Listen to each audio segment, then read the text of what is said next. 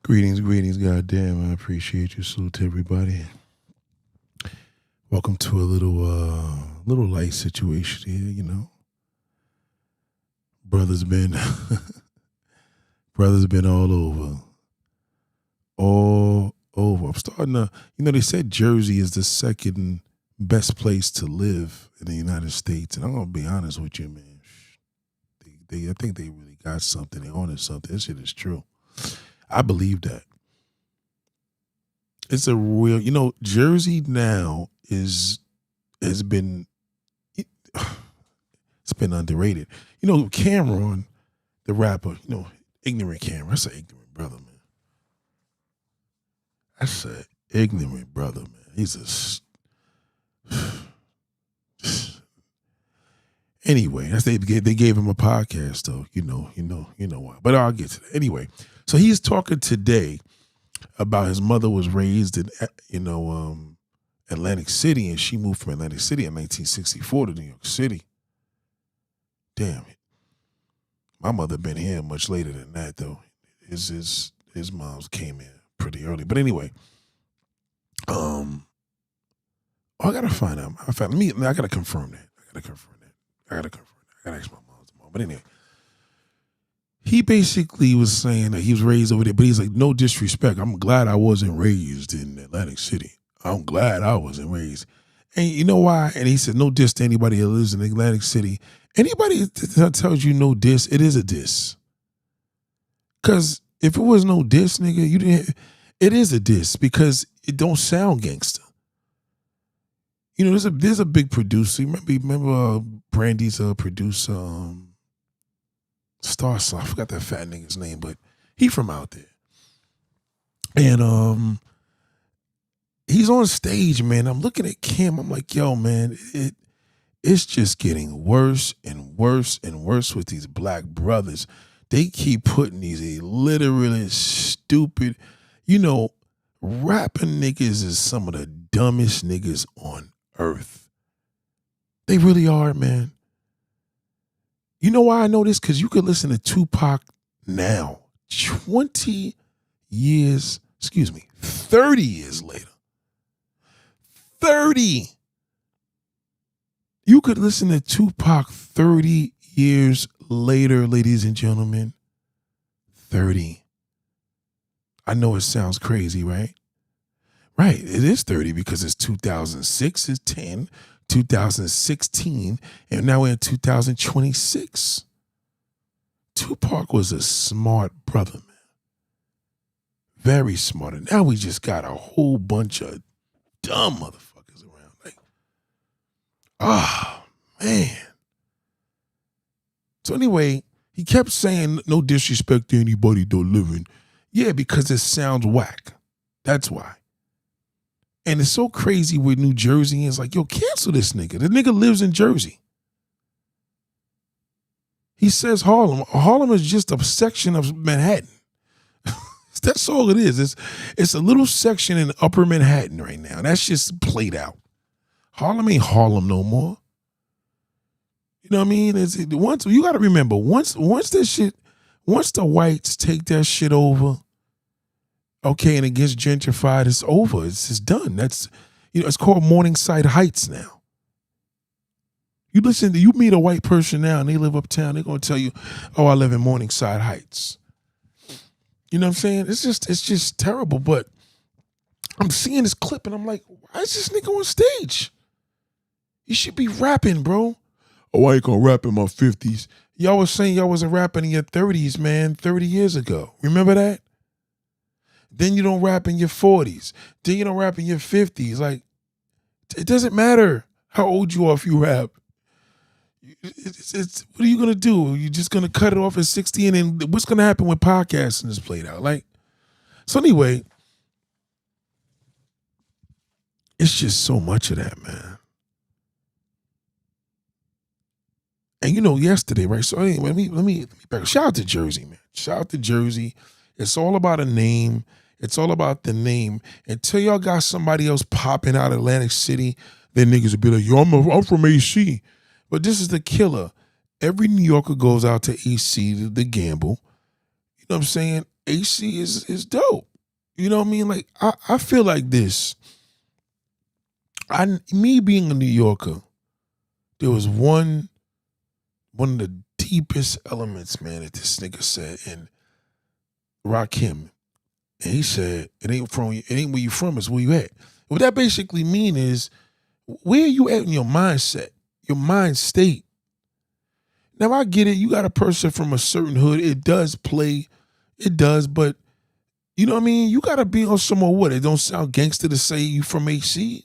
Like, but I'm from Harlem. Like, some people may ask, where's that at? You may be like, oh, it's the west side of Manhattan. It's like, oh, that shit ain't gangster, nigga. Like, it was. This shit ain't gangster though, boy. Like, you know what I mean? Jim Jones and all these niggas, I'm telling you, they be out hanging out. Yeah, you go out there right now at this time.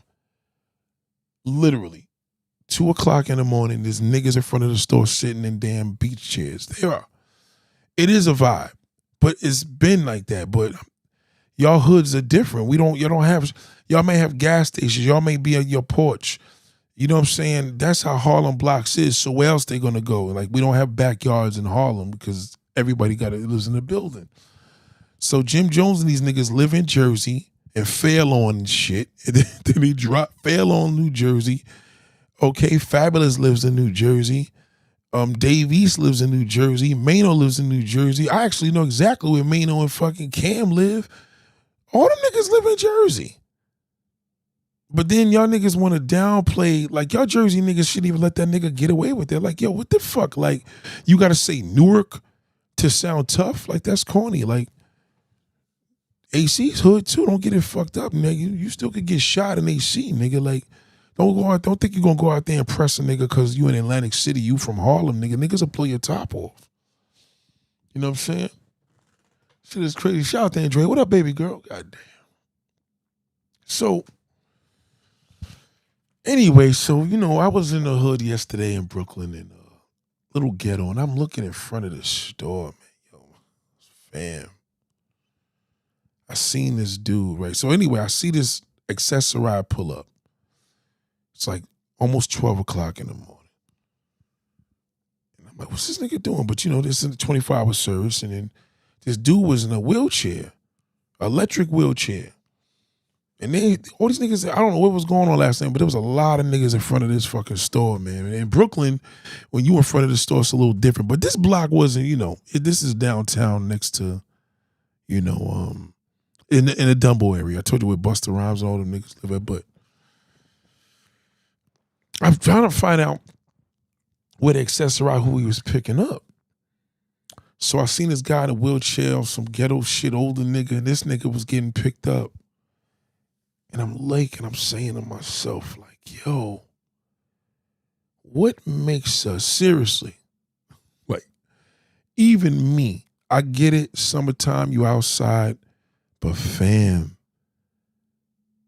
what gets to the point as black folks in the hood where you don't want to be inside your house? I need to understand that. Because that's what it is. Like, what is it? You live in public housing, rent's cheap, you got an AC in there, free motherfucking electric. What would make you not, forget be outside, what would make you want to not be home? Why is it us always doing that? Because I want to know if white folks, when they feel the same, where do they go? They go places, right? So is it our resources or is it just an excuse? And why is it when we outside, it's always like the bummiest nigga? So I look at these things and I say,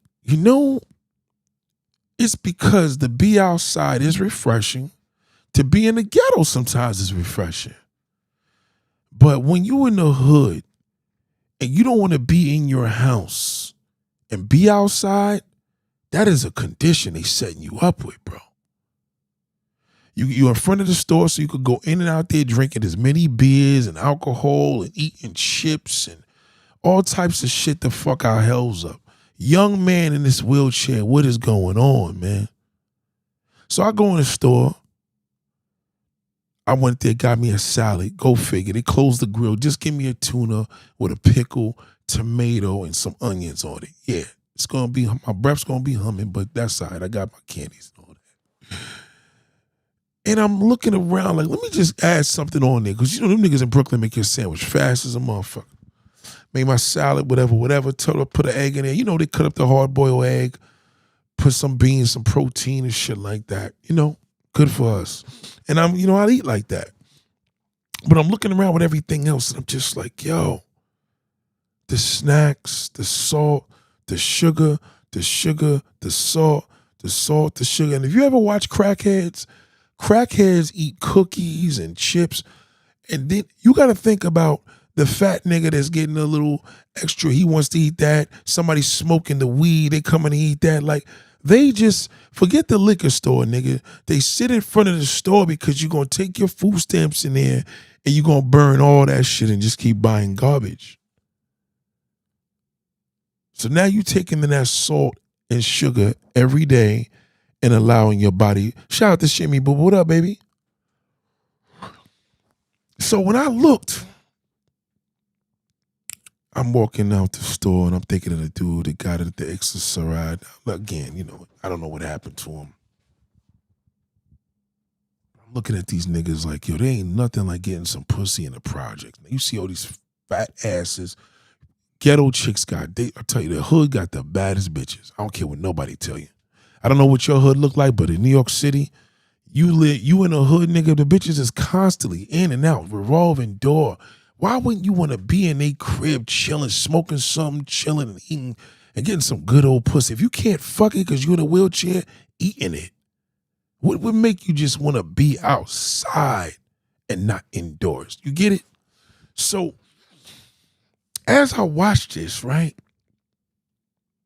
I'm starting to notice that this has to be systematic.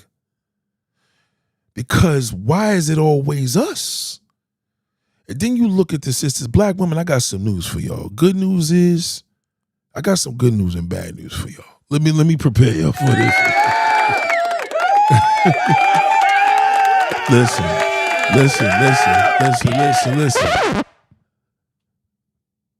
I'm gonna give you the bad news first. No, I'm gonna give you the good news first. The good news is that there is nothing else I can tell you to do with getting a man. There's nothing else. Every single thing is behind me. If you want to check it, go watch a damn stream that I did a year ago, 2 years ago. Just type it in the search bar and it will probably 5-7 different topics on the same topic. You get it? 7 different videos on the same topic. Okay. There's nothing more. I maxed out with y'all. There's nothing left. Now I'm gonna tell you. Don't. You know, this is good because all the information is there.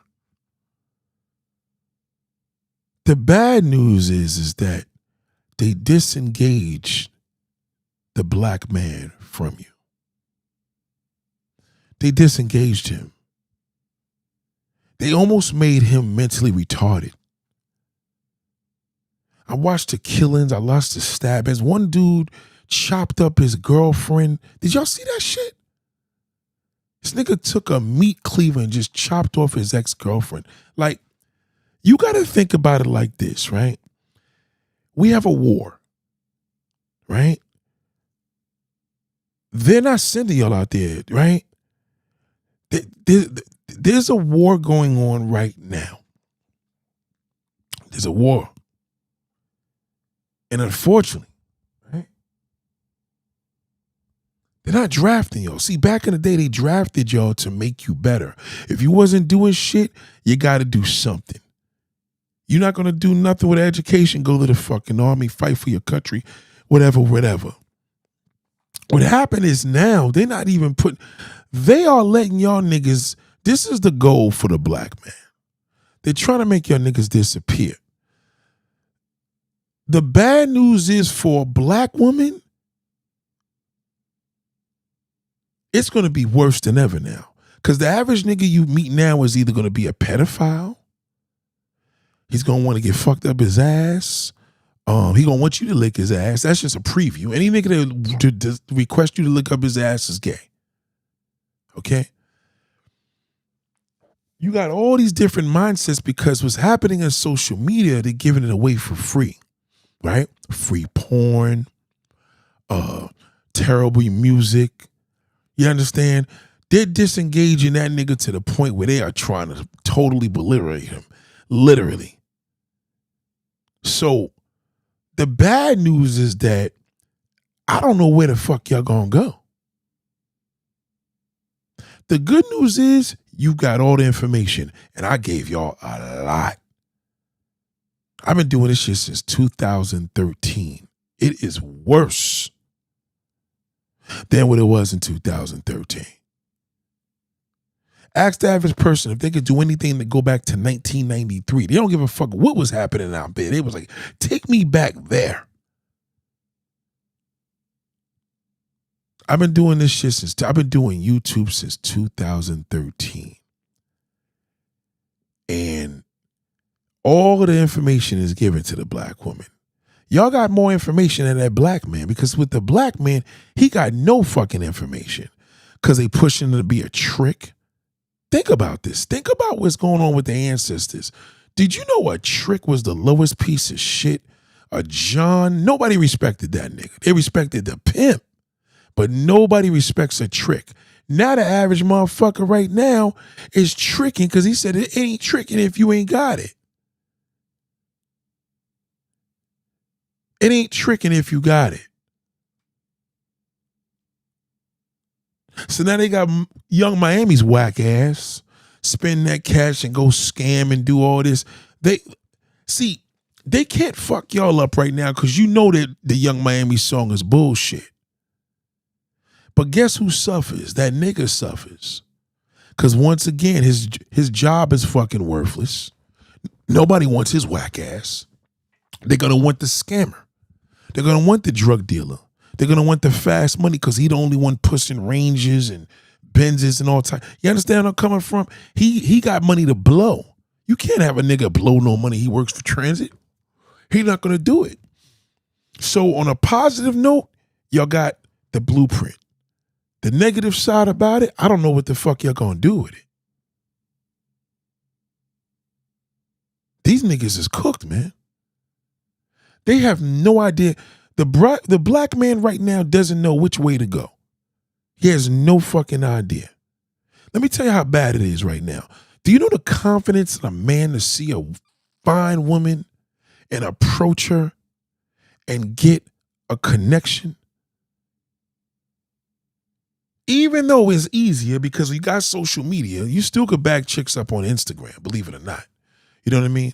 Actually, it's actually probably a lot more easier than going to a date site because it's Instagram, right? Just don't try to approach a model with 50,000 or 50 million subscribers and followers, right? But you got to think about it like this right now. If a man's attracted to a younger woman, how in the fuck do you think he's going to get her? The younger woman knows how to hook him.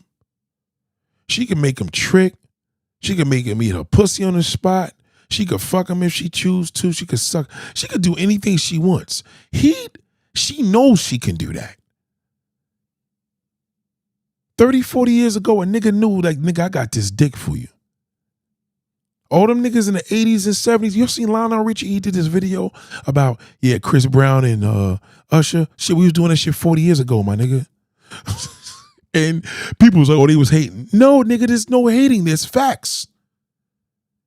These times 40 years ago, they was throwing panties on the fucking stage. Yeah, y'all mothers, aunts, all that shit. They was throwing panties on stage and Teddy Pendergrass and all these niggas. The difference with y'all is y'all don't realizing that shit's been done. That's what he's saying. It wasn't a diss. He's just like, yo, fam, that we've done this. I was a lead singer, nigga. I was in my 20s doing this shit on stage with the Commodores. He can't say we was rapping like this 50 years ago. You understand where I'm coming from? 40 years ago, we were doing that. Hip hop was just born 50 years ago, nigga. We were doing what you're doing right now. The difference is now, nigga, I'm in my 80s. You understand where I'm coming from? So, boom. If you look at everything, right? The black woman right now feels that she's doomed. She's not doomed with information. The problem is she just doesn't know how to fucking use it. See, we live in a world now where people only deal with shit emotionally. If a person is dealt with the cards, it's an emotion. You got somebody mad, that's an emotion. You curve somebody, it's an emotion. You could push a nigga to a fucking suicide through an emotion. Nobody's programmed no more through facts. Nobody's to being logic, having logic sense. You know what I mean? No one. Everything now is through a negative emotion. So if you want to piss somebody off, all you got to do is say something crazy to spark them. You know what I mean? Nobody knows how to communicate. Nobody knows how to, if you didn't call, yo, you good? Everything okay? We all right? If you get that little distance in a few days, a nigga change they fucking, you still got old motherfuckers changing their number. Who the fuck changes their number in 2026? You know you got to be a fucking loser to do that. We came from an era where if somebody called your house, nigga, you didn't pick up the phone. You just take this shit off the hook, right? So now it's hard to get to a person because now you can't contact them at all. But now, what's the point of changing your number, nigga? We're going to find you again. And now you got to just change your whole shit all over because you had a situation that you had emotionally to deal with. So, all this being said, the black man right now has no strategy. Indonesia just had a fucking earthquake today. A few days ago, fucking goddamn Colombia had a motherfucking earthquake. And the average man, as an alternative, leaves the cream of the crop, which is America, to go look for a woman in a foreign fucking country. Think about that. He won't get the foreign woman here. He can't get her here because the rejection is ultimately devastating. He can't deal with that. How does a nigga with a gray fucking beard and a red baseball cap approach a young woman with all that white on his face? How in the fuck does he do it? What are the women listening to? They're giving a blueprint. He has to spend that cash. So if a nigga that's gray is gonna meet a young woman, right, just to go date and make a marriage, he's got to talk money. That's not a strategy, right? So on the flip side, if he goes to a foreign country, he has to talk money. You get it? He has to talk money the further he fucking goes, but he won't talk money here because he's going to feel like a piece of shit doing it. It's sort of like they'll rather have a woman lick her ass than a man. But a man has a prostate gland, so he know where the gland is at. She don't know what the fuck she's doing. You dig what I'm saying? That's the alternative, really? So you spend money over there, but you won't spend it over here because now for what? We spend more money. Oh, we go to Vietnam. We could get 10 fruit shakes for $4 a US. I'm going to go to fucking goddamn Vietnam or whatever to do that. Does that make any fucking sense when I could be a Vietnamese chick in the store here in New York City? Does that make any fucking sense? You can't go to the Chinese restaurant or a Thai restaurant and just meet the girl that's serving and saying, can I take you out on a date? No, because you know you're not confident because everybody looks at the black man as a fucking damn criminal. They think of him as being in front of them stores, cracked out and bumped, no matter what. But the black man is not giving a strategy. Oh, what about Nate? The brothers helping each other out? None of them niggas is helping. They setting y'all up for failure. He's already fucked. The guy giving you information, they fucked him. You can't trust these closet niggas. Niggas is in the fucking getting their ass fucked now. I don't know what happened, but nobody's into sticking their dick in no wet pussy no more. Niggas want head. Niggas want to fuck a girl up their ass. They want you to lick their ass. They getting more into that anal shit. So the more and more y'all learning what all I gotta do is give the niggas some pussy. Now niggas is telling y'all, oh, woman, the prettier the woman, her pussy stink. They putting all these negative things into the black man and they disengaging the black family. They want him to be a trick. They want him to marry. It's better. They encourage him to marry a man before a woman. Ain't that some shit? They tell him, don't marry a motherfucking woman, but you can encourage you can raise a man and he could be your husband. Think about that. Like, you know what I mean? They fucked it. They twisted the Bible up so they could fuck that black family up. Look at Good Times. Look at how that show was, and in real life, James Evans was with a white woman. But it was more closeted back then. Back then, it was a closeted mind behavior. Now, forget it. Who don't want no white pussy? Who don't want no Hispanic pussy? But nobody want no African pussy. To the black man, African women are busted. They really believe that. Thank you, Sean. Right? It's a fact. So now they tell you, don't go to church, go to a therapist. Fuck church, go to a therapist.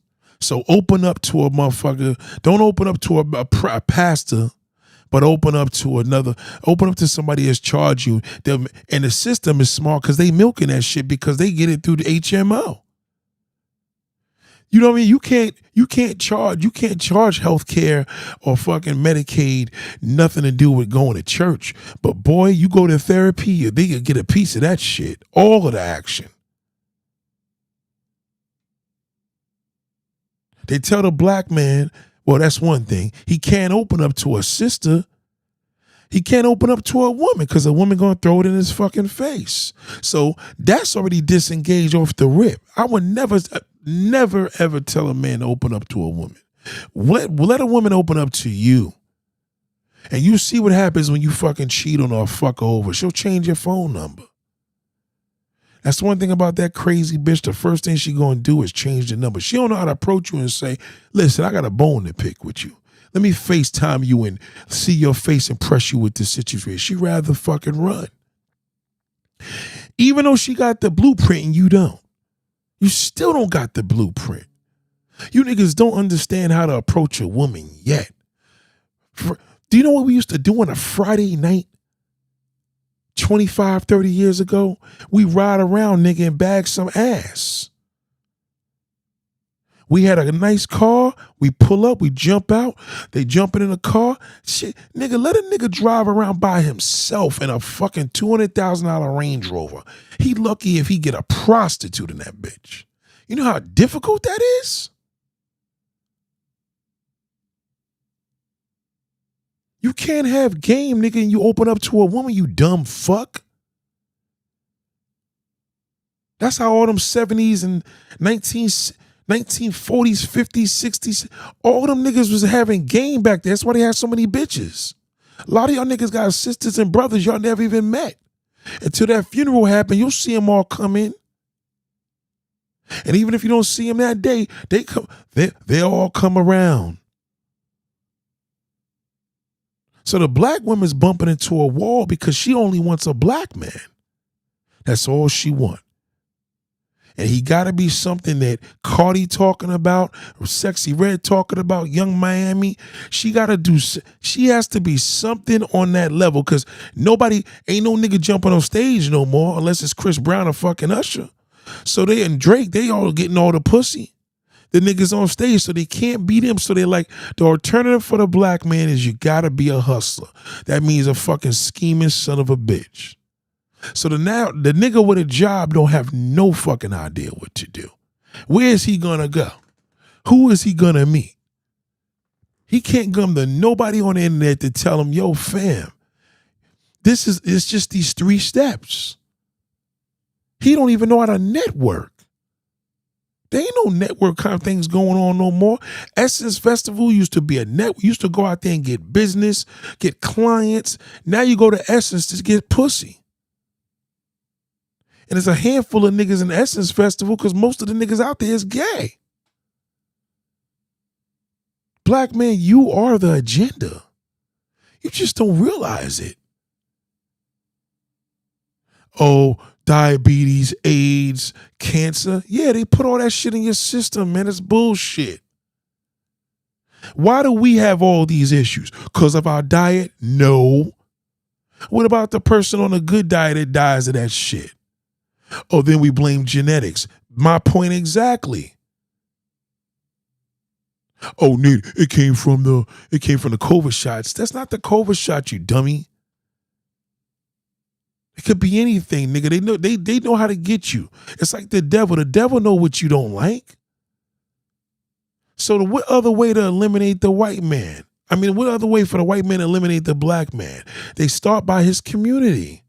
They did that shit in the 1970s. They took the fathers away from the black woman and left her fucking for dead. Now she became independent. That wasn't part of the plan. See, the black woman always gets up.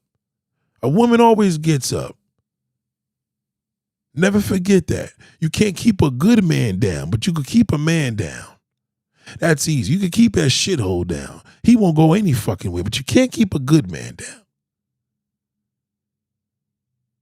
Where is the mode for a man to have confidence to go out without going to a fucking club? That's a setup. It's a setup going to a barbershop, nigga. You can't cut your own fucking hair. All of the tools, all of the mirrors, all of the videos, all of the AI, y'all niggas are still going to barbers. Sorry, barbers, I gotta tell you what it is. There's not a haircut in this world, nigga, worth some shit for over $20 for some shit that's gonna grow back in 2 days. That's insane. You're a black man. You grow hair more than a woman. And for y'all niggas that don't grow hair, you should never walk into, oh, we just like the treatment. Nigga, go get your fucking go get a facial then. If you like the treatment, do something with your skin, not with your head. That dead skin on your head, get the dead skin out your damn face. They tell y'all, oh, the barbers, yeah, they got Rick Ross and all y'all niggas looking like old men. You ever look at a predator nigga? It's not a nigga with a clean face. He's a fucking hairy ass nigga. Predators always look like old nasty niggas. And now they tell you look more masculine to look like Grady from fucking Sanford and Son? Did you know that having a beard, nigga, is a hygiene issue? You're not supposed to have all that facial hair. You're not a fucking caveman. It's not supposed to be that way. That's why y'all failing. Yeah, they keep you to do a job. Well, they keep you to do a job. That's been going on since slavery. They don't teach you how to fucking own a business. You know, I went to this customer's house today. Swear to goodness, right? Guy called me up. Hey, what's up? You know what I mean? Yeah, well, listen, I was like, oh, that's that caked up dude. I remember him because I had his text in my phone still. Man, I get over to this fucking guy's house. I told him I had my wife and daughter with me in the truck. Me and my little man's out there. We do a lot of that in the summer. I bring them along. Quick jobs, right? I swear to goodness, man, I can't. We pull up to the driveway. There's fucking a GLE 63 in the fucking driveway. An X5, whole bunch of shit. She said, who's all these cars? I said, that's his kids. The white damn Mercedes is his wife. I remember that. So he opens up to the garage. Hey, what's up, brother? Right there, he had another Mercedes in the driveway. When I get in the garage, guess what was in that bitch? A fucking 26 Ghost Rolls Royce. He pays me to remove this couch set that was brand new. I couldn't even I couldn't even take it to the recycle. It took me 10 minutes to grab that shit and put it in the fucking truck. 3 pieces. If y'all live close, I would give you this shit as a gift. Anybody that lives within the New York area, I promise you, give me a call. Not a call where you have my number, but hit me up on Instagram. I promise you're going to want this couch. Their trash is brand new shit. I can't use it. He paid me to remove this. The only way you're going to see a black man moving like that is in fucking Atlanta, in the country with all them fucking gay niggas, right? You don't even see niggas up here that's getting money like that. But white men, that's a regular day. What the fuck is these niggas doing where they always are loaded? What is it? Why is it that when we see a man that's loaded, is 6 figures, a 6-figure nigga? This nigga's a millionaire. Okay? You know you're making money when your car's $450,000. And that's just one of them. Loaded. Just on this car play. We're not going to even get into the fucking house. I'm not going to give you the address. You know what I mean? I looked it up, 3 million, 3 point something million. But again, this is in Staten Island. And that's a regular thing over there on the South Shore. It's a regular day. What are these niggas doing? I tell you what they doing. They're not pushing y'all for logic things. I promise you, whatever this man was into, most black men ain't into it. I promise you that. They set y'all up to go to Atlanta. So you sell your fucking land up here and they put you in that country with all them gay niggas. You didn't realize that? Then when you come up here, it's expensive. Nothing's expensive, nigga, when you could afford it. You ain't tripping. A nigga tell you a $500,000, $500,000 car, nigga, and I make a $500,000 a week. What is $500,000? A lot of y'all niggas will never see that much of money. They dumb y'all down. It's the slavery mentality now. And I ain't talking about the YouTube slavery mentality. The entrepreneurism. Y'all, how you entrepreneurs and y'all don't pop the balloon looking for bitches? That's insane. Who does that? The show is an agenda. It's a whole bunch of gay niggas from Atlanta acting like they in the woman and they picky because they don't like her eyebrows. Who the fuck? I've never in my life, I don't even pay attention to no fucking eyebrow. I don't think I ever looked at a woman's eyebrow and said, you got cute eyebrows. That would be pretty gay of me. So then the guys is watching that be like, yeah, you see? And all they doing is disengaging you. They just desensitizing you more and more and more. That's why you niggas are so scared. Women are desperately in love to be loved. They want the attention. Women put a lot of work just to look good for the attention. Y'all don't even know how to give a compliment. The gay nigga do. Them gay niggas got power because they put them in power. I just heard this video today. I don't know if y'all heard. Let me play it back. You know the guy Raj from What's Happening? You know that nigga was talking about how, man, this nigga Raj from What's Happening is on social media. You're starting to see a lot of these actors from back in the day starting to talk. And they basically was saying these niggas had to give head to get fucking up ahead in the game. They had to suck niggas' dicks. I don't think he did, but he said it was presented to him. And this ain't the first time we hearing this shit. In order to make it in fucking Hollywood, nigga, them niggas, you gotta fuck a man. So now you on the down low, you're not gonna tell me, oh, here we go, here's the video. I'll let you hear it yourself. Hold on. Hold on here. The agenda is to ruin the black man. Because remember, you ruin the black man, the black women don't got shit. Remember, she's loyal to the black man, her black race. She wants nothing more than a black man to be loyal. And then they tell them it ain't tricking if you got it. They fuck y'all up, man. If you can't go out there and get a piece of pussy, fuck a club, nigga. That's a waste of time. You ain't even got to do that, nigga. You could do that shit at the bus stop. But how are you going to do it? You know she going to run. How do you avoid her not running? How? Well, you shave your face and try to look younger. Yeah, nigga, shave your fucking face. Clean up. Clean your shit. How you think you gonna get a facial nigga with a big old Rick Ross beard? That's crazy. Hold on. Listen to this shit, man. Y'all gotta hear this shit.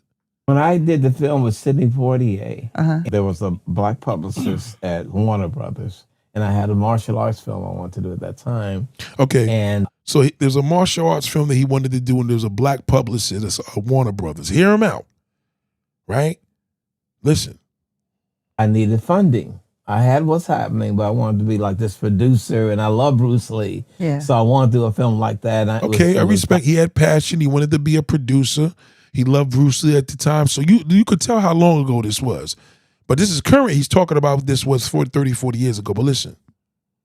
Verse had whites and blacks, and I had a little footage I had done, a little trailer. Right. And so he said I could come and talk to him about it.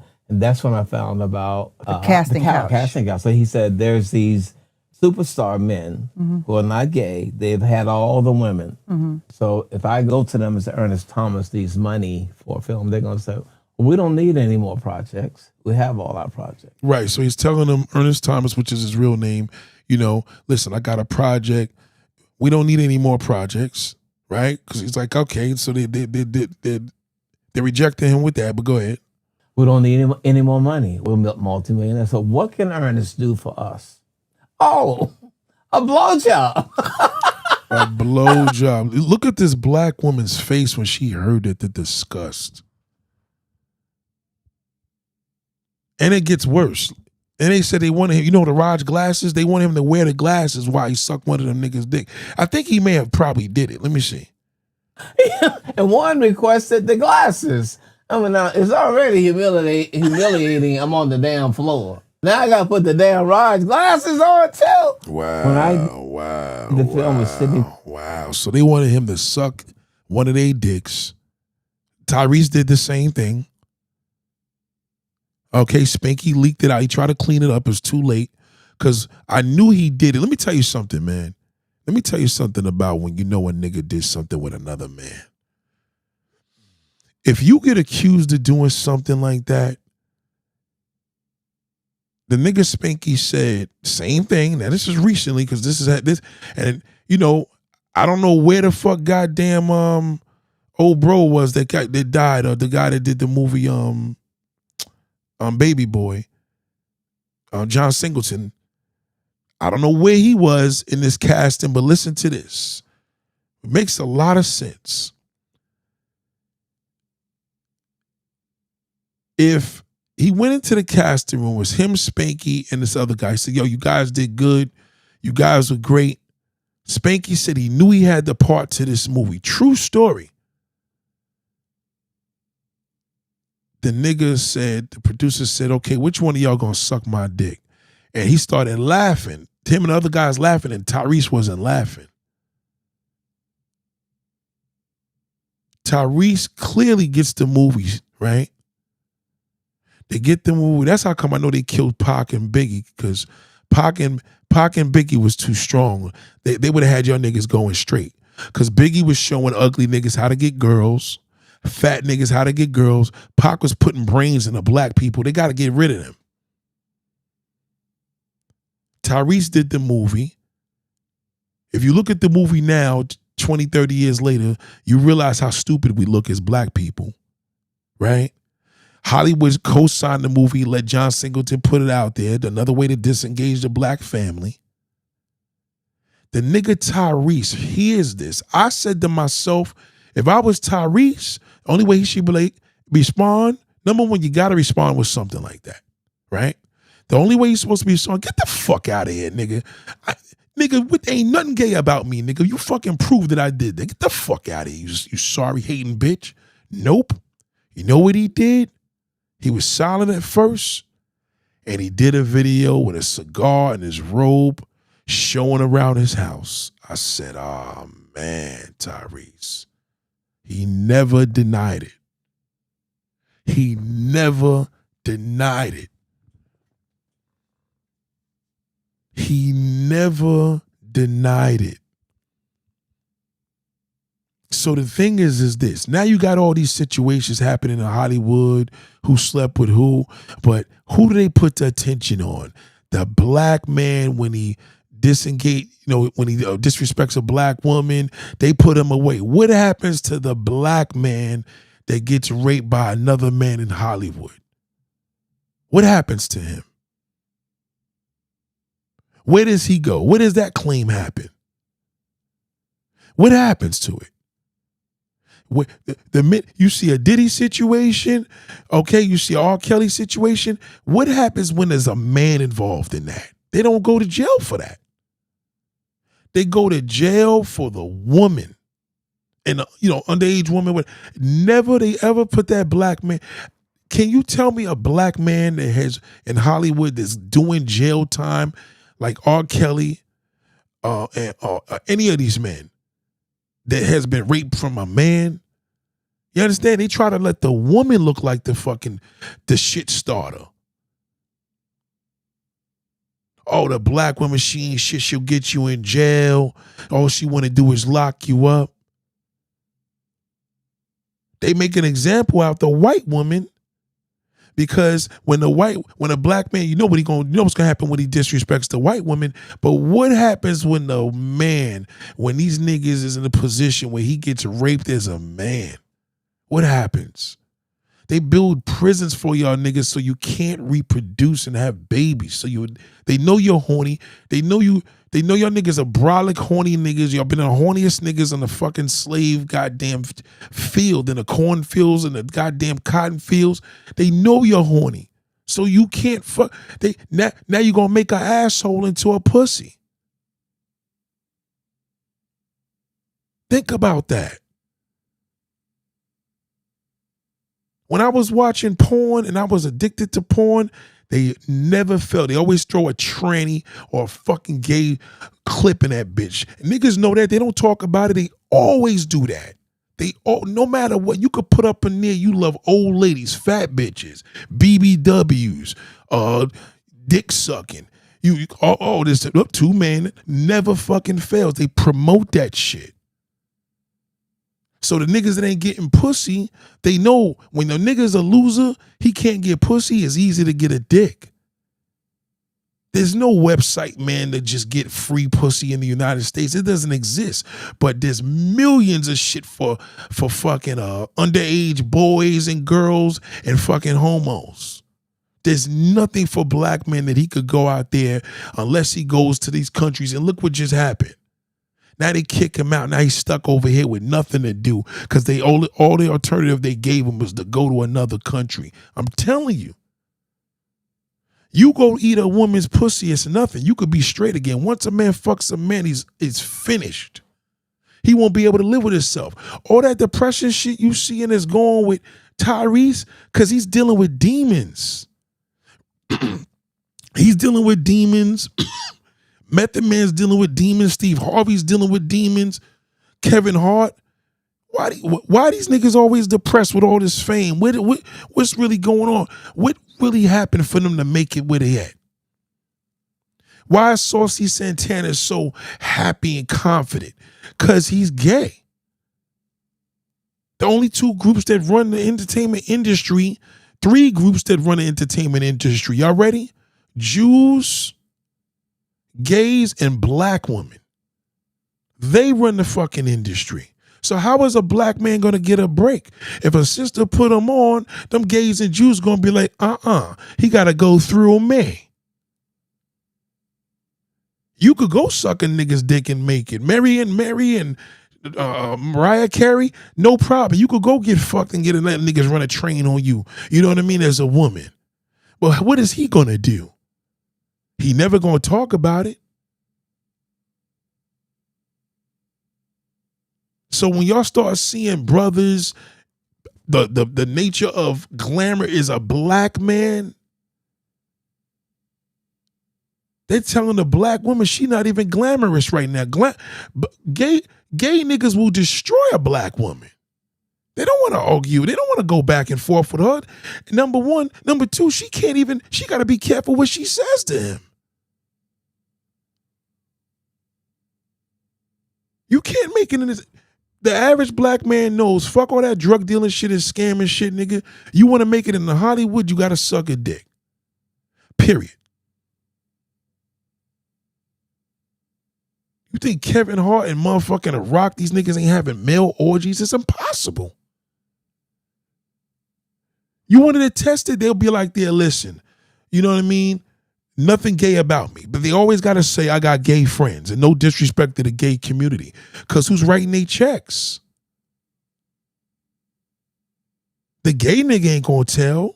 So they know he ain't going to tell. He got to live with that shit. That's how they give him power. Homosexuality is pushed on black men to disengage the black family. That's why they tell the black man he go to jail. That's where he gets his manhood.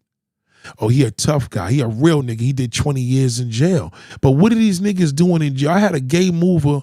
I did this job with this gay nigga one time. Gay customer, on a moving job with us, right? I will never forget. This nigga told me he was locked up. He said, do not ever believe a man that goes to jail. He ain't fucking with a man. He's lying. That's what he told me. He said he was locked up for 10 years. Forget the amount of shit he went through. He said he was in paradise. He just said everything else he's seen. He said, you don't even believe a nigga he doing 6 months in that bitch. I'm telling you. So once them niggas get a taste of asshole, now they turn him out, okay? By the time he come to a woman, watching all that porn, he been with a man, he don't even want a woman no more. Once another man suck him off. That's why these men be wanting, well, could she do this? She could do that. But niggas don't be airing about no nigga that try to push up on them, but they air out that black woman stink pussy. Never fails. They never tell you about that Asian stink pussy, that Puerto Rican stink pussy, that white stink pussy. It's always sisters. They disengage that black. That's the agenda. They fuck him up through health. Okay? They make him believe it's a DNA thing, a genetic thing. They fuck him up. I'm telling you. You go there right now, you put an interracial dick suck. I guarantee you there's going to be a whole bunch of fucking white women sucking black man's dicks. Right? You see the sister doing this, she look awkward. Then they're going to probably have a fucking tranny in it. You're not going to know until you click on the video. So the nigga that's batting low, he ain't getting no ass. He want to watch that. You know what? Fuck it. Now he go on one of these lines, a whole bunch of them. He go online and go get a tranny in 5 fucking minutes. After that nigga fuck one of them trannies, he ain't going to want no woman no more. Women don't even understand. I told these women, you got to ask these niggas, have they ever been with a man? And watch his language as he responds.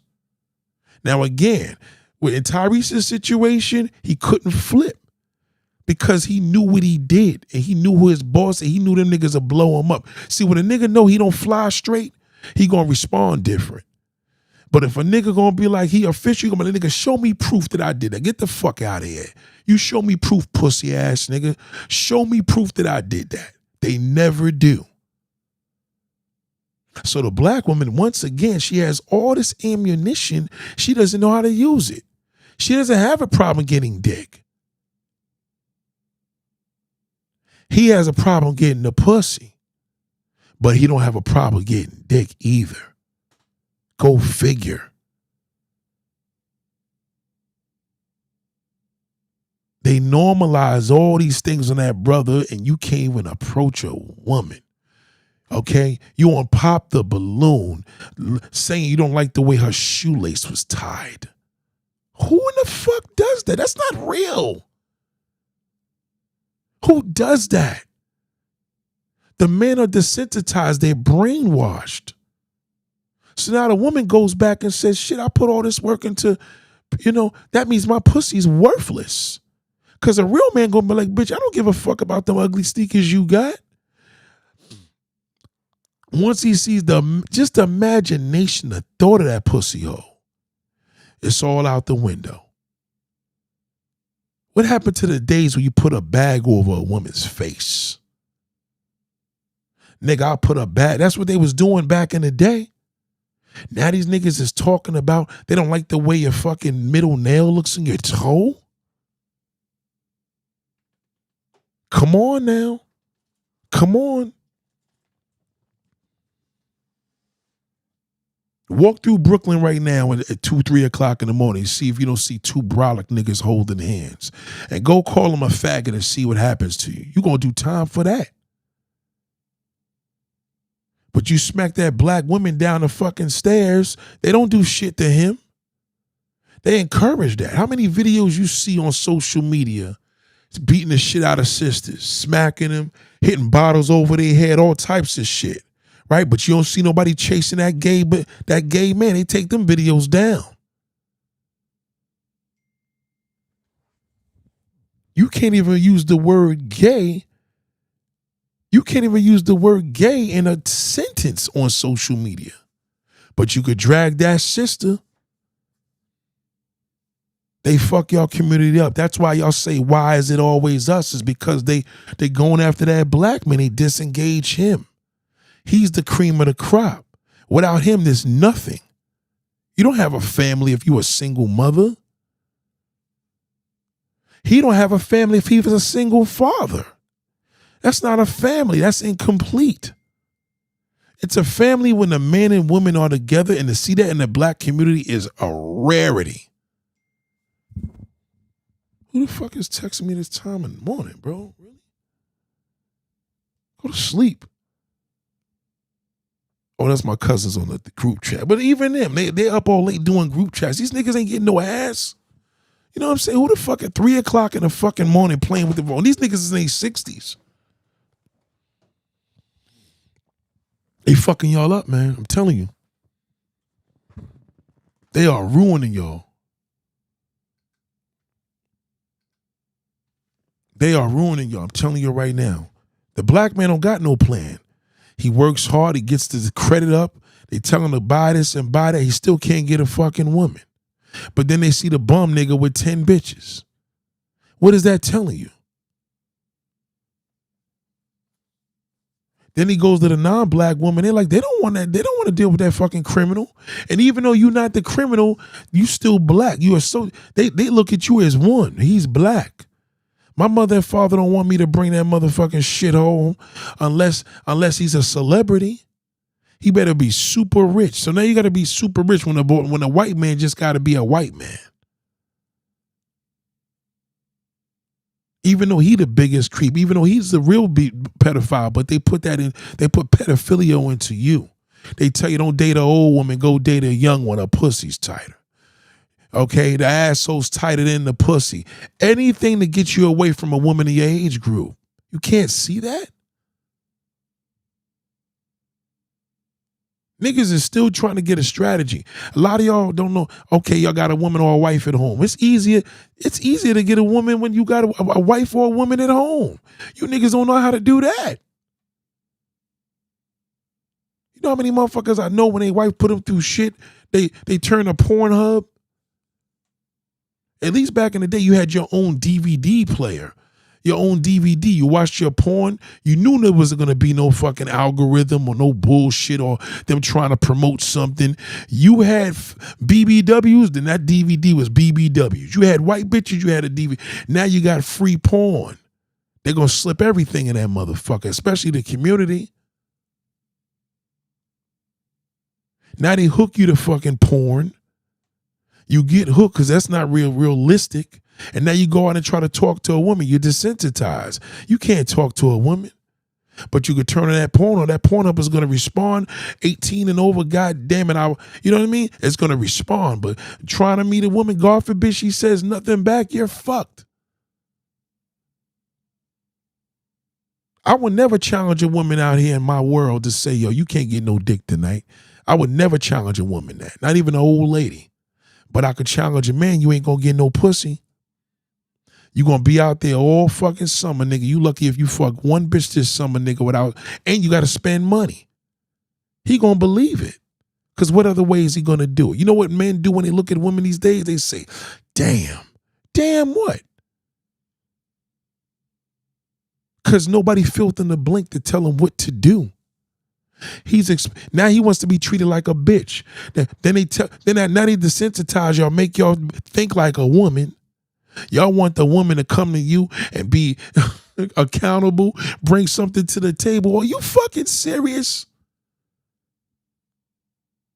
You niggas got houses, nigga, and can't even get a girl there unless you pay for a prostitute online with a credit card.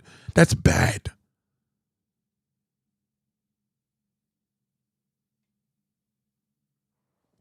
The agenda is you, black man. You are the agenda. Okay, that white man knows you're a fucking gullible bastard. He know you likes to get high. He know you like to drink, and he know you like to eat. Okay, he know your black ass like doing all them fucking, and he know you horny. He know you fuck anything. Okay? Once they start putting motherfucking garter belts on horses, you'll fuck one of them. They know it. They dealt with you in slavery. They know that, especially that field nigga. They know he's a fucking creepy, nasty motherfucker. They used to use him to fuck the white wife. Because they know he gonna palm and fuck the shit out of her better than any white man. They know that. They know how you are. They know when they want you to do a cockfight and fight each other. You seen that shit in them damn movies. You seen that in Django. That shit is real. That's that nigga. You know how to play ball, soccer. They pimp your asses. Then you got no fucking knees when you're 50 years old. Oh, we in a draft. A draft is nothing but, that's a slave sale. That's all a draft is. What nigga could make the fucking goddamn money for this team? So they get a whole bunch of niggas. That's why these white women want your asses now. Black men think, oh, they want our dicks. I mean, half of that they do, but they want that black sperm. That black sperm gonna bring a championship. He gonna bring that fucking heavyweight title. Well, let's show me the last white man that had a heavyweight title. Show me one. They know the deal. They know how to feed that black man. He study you. You think if they study all this technology, they know how to study your ass? And that's just what it is. So now y'all want women to bring something to the table. What? For what? You're a man. What happens when that white bitch tells you that? You don't go tell that white bitch to bring nothing to the fucking table. Instead of her buying a Range Rover for you, you dumb fuck, you go buy it yourself and go buy her one. A lot of you niggas don't even know you ain't even got to spend no money on a non-black woman, but you choose to do that. But you won't spend it on your own. You won't even spend it on your own black daughter.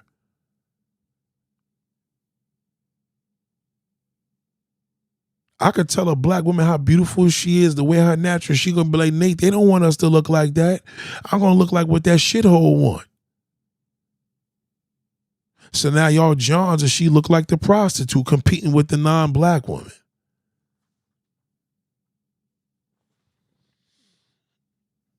They fucking y'all up, man. I'm telling you, black man, they fucking y'all up.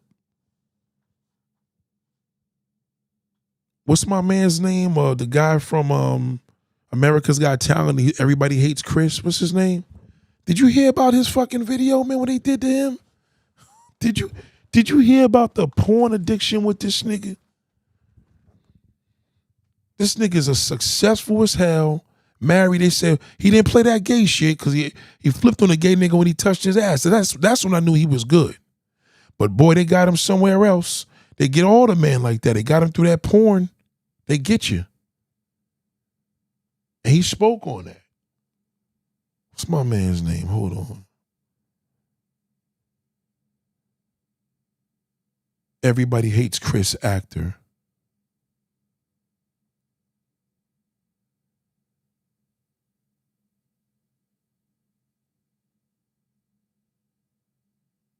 What's my man's name? Shit, I can't believe I forgot that nigga's name.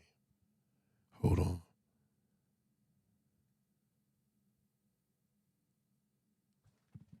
The big brother. You know that brother that was in what's his name? Hold on. Look who the producers of the show of Everybody Hates Chris. Michael Rosenberg, Dave Becky, Howard Diertz, Don Rio, Jim Michaels. Those are all Jews. You know how to use that nigga, boy. I do. Oh, my God. Oh, Terry Crews. Okay, listen to this shit. Good looking. Thank you. So Terry Crews, did you hear this? Big muscle nigga, rich as hell. I know his wife got some struggles. How in the fuck is Terry Crews addicted to porn, bro? A black man shouldn't even be watching that shit, yo.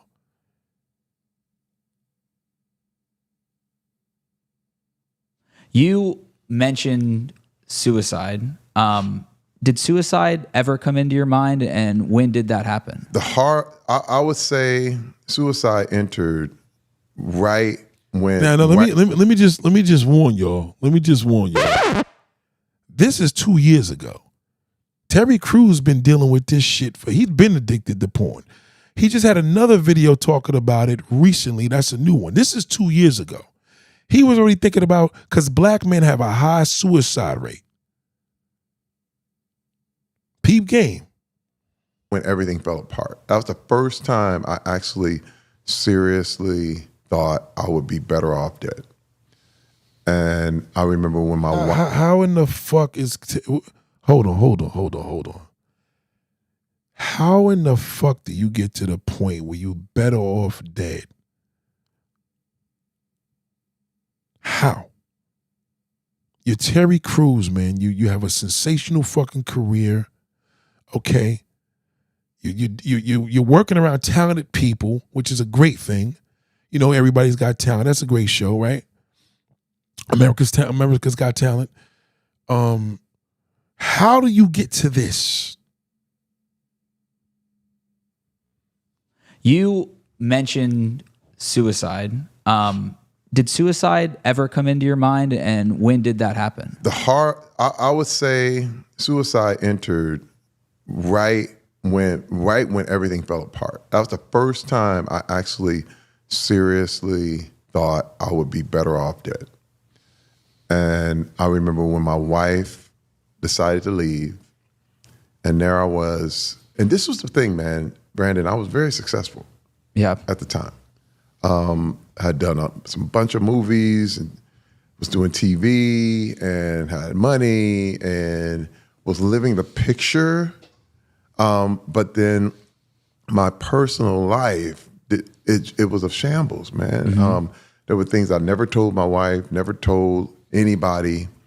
And I was just afraid that this thing was going to fall apart. Like, it's like having something up on stilts and you keep building it really, really big, but you're looking at these stilts and they're just bending. Yeah, you know? Yeah, and that's where I was. I was like, oh man, I knew my marriage was going to fall at some time.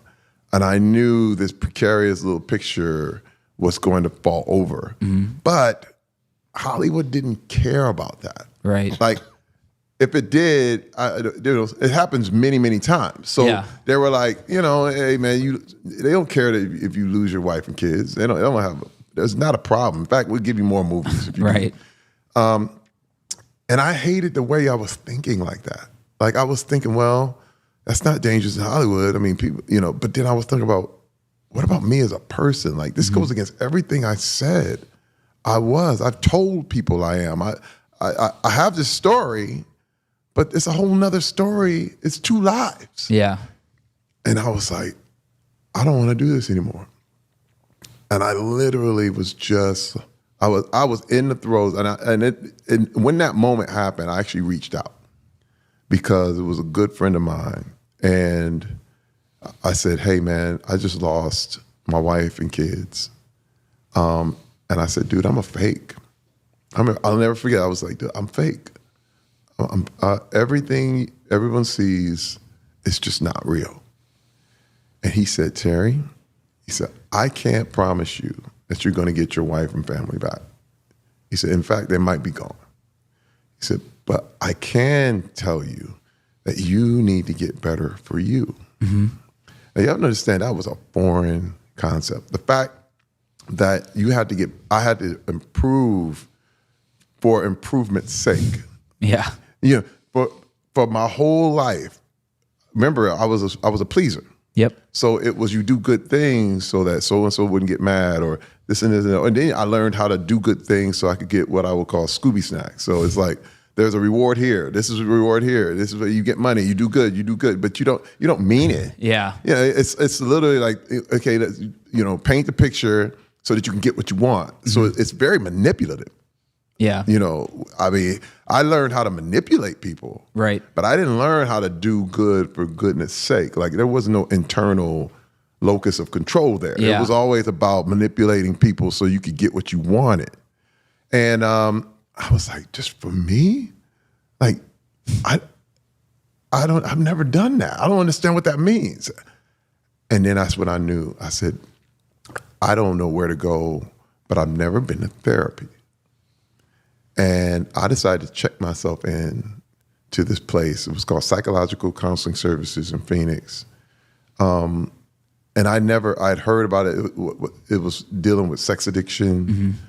But also it was my first experience with just talking my story out. Like, I'd never been to therapy. And this place is... Sex addiction, there's no such thing, brother. You're a man.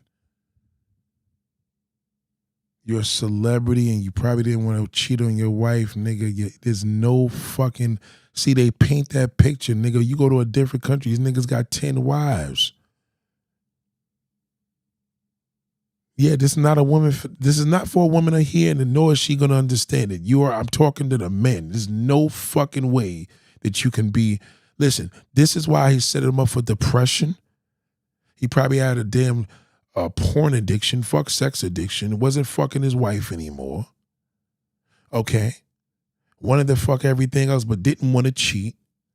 Okay, now that shit affects his marriage. He's got all this celebrity shit. He got nobody to talk to. You can't open up to a woman.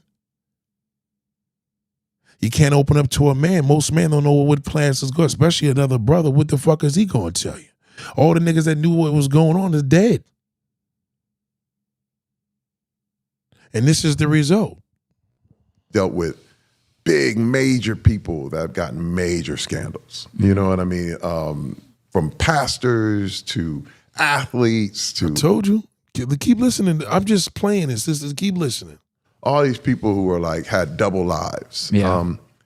And I remember going in there and I was like, oh man, first day I was like, this ain't me, man. This is crazy. This is not me. Yep. I said, I gooped up, man. I said, this is all... Let me tell you something. Woman got the memo. Don't feel bad. All these sisters got the memo from me. A lot of it, some of it they probably don't agree with. I'm telling you as a man, you cannot crawl into the same hole for the rest of your life. It'll make you commit suicide, nigga. You can't do it. Pleaser. Okay, you can't be a pleaser. You're a fucking man. Okay, that's not even in your DNA. A woman is a pleaser by nature. She's a nurturer. She's a pleaser. You're not a nurturer. You're a fucking man. Okay? You're a dog. You married the same woman for 40, 50 years, nigga. You can't crawl into that pussy hole like that unless your dick die. That's the only thing that's going to save you. He was trying to do all these alternatives. That's what was that. He don't do drugs. So he was trying porn addiction. Now he ended up wanting to kill his fucking self because he lost his kids and wife. He felt like a loser. He didn't even have a piece of pussy to talk to and hang out with. Why don't you come over? Matter of fact, I got the hotel. I'll fly your ass in. This nigga got all these resources and couldn't use shit. He probably driving around in Rolls Royces all through fucking Hollywood. He can't touch nothing. And they just kept reading my mail. And it was like, so was your father alcoholic? I was like, yeah. And they said, was your mom very religious? I was like, yeah. How'd you know that? Yeah. And they were like, okay. And they just kept giving me these. My mother, listen, my father was an alcoholic. My mother is religious. Saying, you know what I mean? Come on. I mean, knock it off. Everybody's father was an alcoholic back then. Okay? You could have told her, you could have talked to me about this shit. You didn't have to go to that. And they making all that money. And I could imagine what he paid for that. Listen, my man pays $250 an hour. You could imagine what Terry Crews was paying an hour for therapy. Probably $1,000. Signs And I was like, yes. I said, oh, this is me. This is me. And dude, I talk about, and what happened, I like to call it the cracking of an egg, because you're trying to piece it back together, but there's no way you can do that. It's like the egg is all over. It's like it's gone. Now you're frying it by now. Yeah. You know what I mean? The hardest thing, man. I just remember, like, going back to my room, because it was an intensive where you stay all day. It was like 12 hours, and you go back home. You go back to your hotel room. And I was like, how did I get this so wrong? Now, this is the thing, too. Because you looked at yourself like a superhuman, Yeah. then you're dealing with the embarrassment of having it that wrong. And you're dealing with that because now, it's very narcissistic because you think you're perfect. Right. That you can do anything and get through anything. Yeah, And there's it's no like, problem. I had this all right. And you realize, and no, you had it wrong, all wrong, dude. Of course, because you're a human being, bozo. You're not superhuman, nigga. Yes, your fans think that is bullshit. You niggas are crying out here, I'm telling you.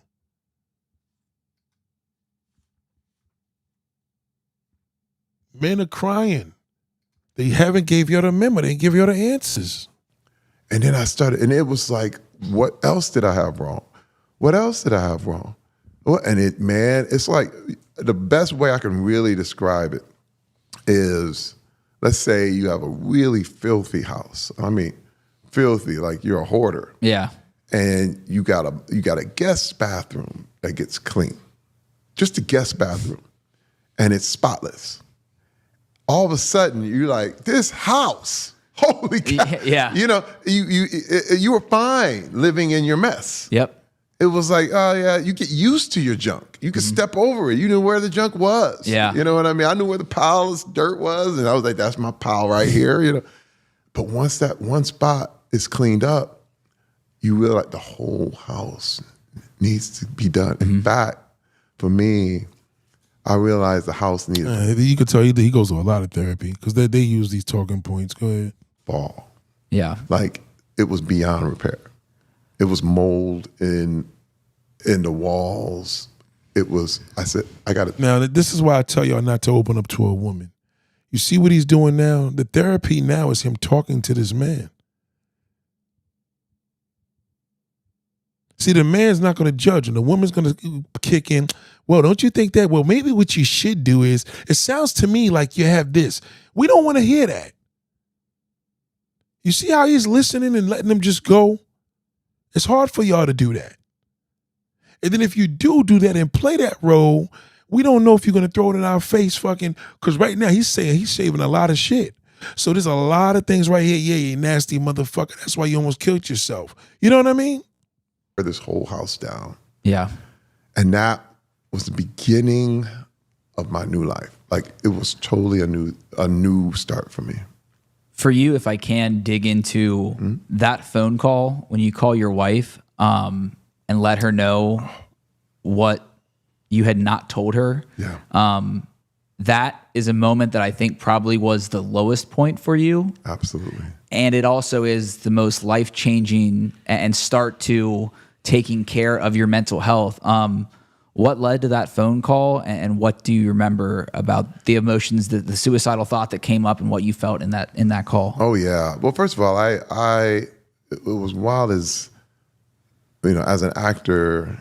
I was in Vancouver like 10 years earlier than that phone call. So I just started in 2000, and I was nervous and scared, and the way I always dealt with that was porn. And wow, I told you. I told you, that's the man's out is porn. And this is 2 years ago. There's a new video he's talking about the porn addiction. He got worse.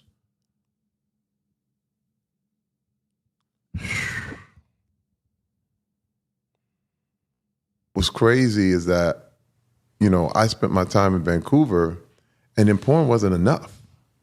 Because that's the thing. You get that, you put that in your life, all of a sudden, you begin to act things out. Right. And I told myself I was getting a massage, the whole thing. And I ended up with a masseuse, and cheated on my wife for the first time. Yeah, he probably fucked the living daylights out of her. For the first time, nigga, come on, fam. You are a celeb. That's entrapment. See, that's what's fucked up. The gay man, he could be in a relationship with his husband or have married to his husband and then go fuck a million other damn men and it's okay. But the minute that heterosexual man steps out, he's considered a piece of shit. And then y'all got some of y'all dumb bitches that talk about, oh, it's not true. That's not his nature. That's an excuse. No, you're not supposed to understand that, darling. That's exactly the point. But a man knows what I'm talking about. He knows it because he won't debate it with me. He needed some pussy. And then I don't know how he got caught, but let's hear how he got caught. I said, okay, I'm going to go to my grave with this. Like, I don't believe I crossed this line, but I will never tell. Like, again, a lot of the things that I'd already done, I said, I'm going to be private. But this one was like, holy cow, I crossed this line. And what was wild is that my wife was always suspicious. Yeah. And I'd start arguments to basically get out of it. Like, what do you mean? There's ways I knew to be very manipulative in order to not be. Everything is a typical man here. Everything. He hasn't skipped. He hasn't missed nothing here. Anymore. Start arguments. And she's like, fine, whatever. I'm all right. What? And so I held it. It was my secret. And I kept it secret. And then I'll never forget because what happens though, every time something like that happens and every time you use pornography, I got one step away from my marriage more and more. It was like putting a brick. Yeah. It's like, again, I would really compare it to any other drug. No, nigga, you can't compare it to another drug. You wanted some pussy. You just don't want to cheat on your wife. You were ruining yourself. You need the real thing. It is what it is. But society fucks you up and told you that. Okay? You the type of nigga that shouldn't have been living in America. You should have been Muslim and have 10 wives. One woman is not going to do it. Especially a man of your caliber. It's impossible. It ain't going to do it for a bum nigga. The henpeck, he could handle it a little better. If you're using, every time you do, you're one step away from the people who love you. Yeah. Every drink puts you one step away. No, it's not the same. It's not the same. Alcohol is alcohol. Drugs is drugs. Porn addiction means you need to fuck. Period. It's a porn addiction, nigga, when you not step out. It ain't a porn addiction, nigga, when you got 5 different women. Oh, for a man, it's a sex addiction. You can't be sexually addicted to sex, nigga. You're a man. A woman could be a sex addict. That's not normal. You're a man, nigga. It's normal. And porn ain't gonna cut it. You keep jerking off to porn, Terry. Enough is enough, nigga. This is 2 years ago. You just talked about it again. Who love you. And for me, it was the same thing with porn. And I said, and we were just getting farther and farther apart. Like I couldn't see us being married to this spot. Like, it was just, when is it going to happen? Not if, it's just when. Yeah. And dude, we were arguing on the phone, and I'll never forget, there was a moment when I was just tired. I was just like, I knew who I was, because I knew, you're lying. You live with it. See, the question is the question I used to always ask, which was crazy, is that I would go, why doesn't she believe me? Nigga. And I always put it on her. Like, why? Yeah, because you ain't had no pussy on the side. You're a celebrity, nigga. Not an A-class celebrity, but you know what I mean? You're a celebrity, a pretty big celebrity. you know, in shape, all that. You fucking kidding me? You was ruining yourself, bro. That's why you keep watching porn. Because you don't want to fuck around. Well, Nate, porn is not cheating. It's worse than cheating. You're cheating your body. You can't keep chewing gum and you're hungry. The body's going to say, we want food down this bitch. You keep chewing gum. You are fucking your whole body up. But you believe me. But everything changed when the question became, why am I lying? That's a whole different perspective. Now it's me, you know? Yeah. And I was looking at her like, it was you know, you should be. It was great because you could always blame and push. And there was that moment on the call when I was like, am I thinking up another lie? Yeah, because you're not getting the real thing. See, when you have a drug addiction, nigga, and everybody getting in there, you go smoke more crack. When you have an alcohol addiction, nigga, and people's pushing you, you go drink again. There's no fucking way that you're gonna have a damn porn addiction and you go back to porn. It's not the same. You're gonna have to get the real thing, nigga. That's why you fucked that damn masseuse. You felt bad because you know that's what the issue is, nigga. You a freak. I said, I can't. I'm done thinking up lies. Like there was not another lie to think up. Yeah. She kept questioning me. Mm-hmm. And she was like, something, she said, and I'll never forget, she said, what is it I don't know about you, Terry Crews? Whew. Like she went right there. It was the perfect question. Because it was either I'm going to lie about this or I'm going to tell the truth. No, fellas, no.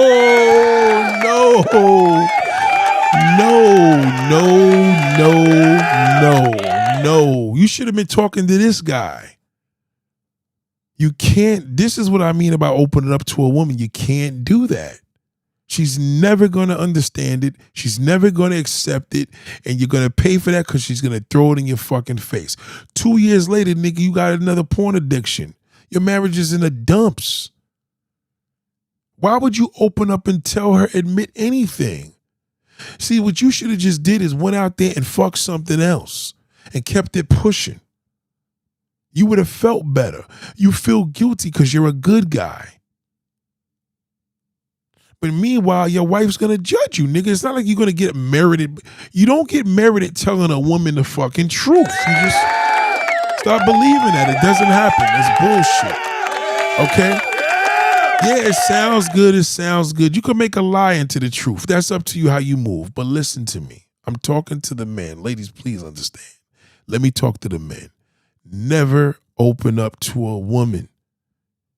She's going to give you all these different alternatives and none of that's just going to work because she's not a man. Told her about what happened in Vancouver. This is what you don't know about me. Oh, my God. Why would you tell? Oh, my God. For 27 years, the family of Tupac Shakur.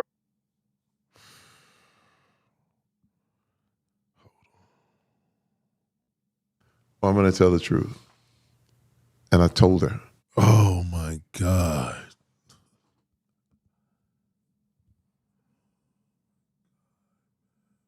Black man. Tell your boy the truth.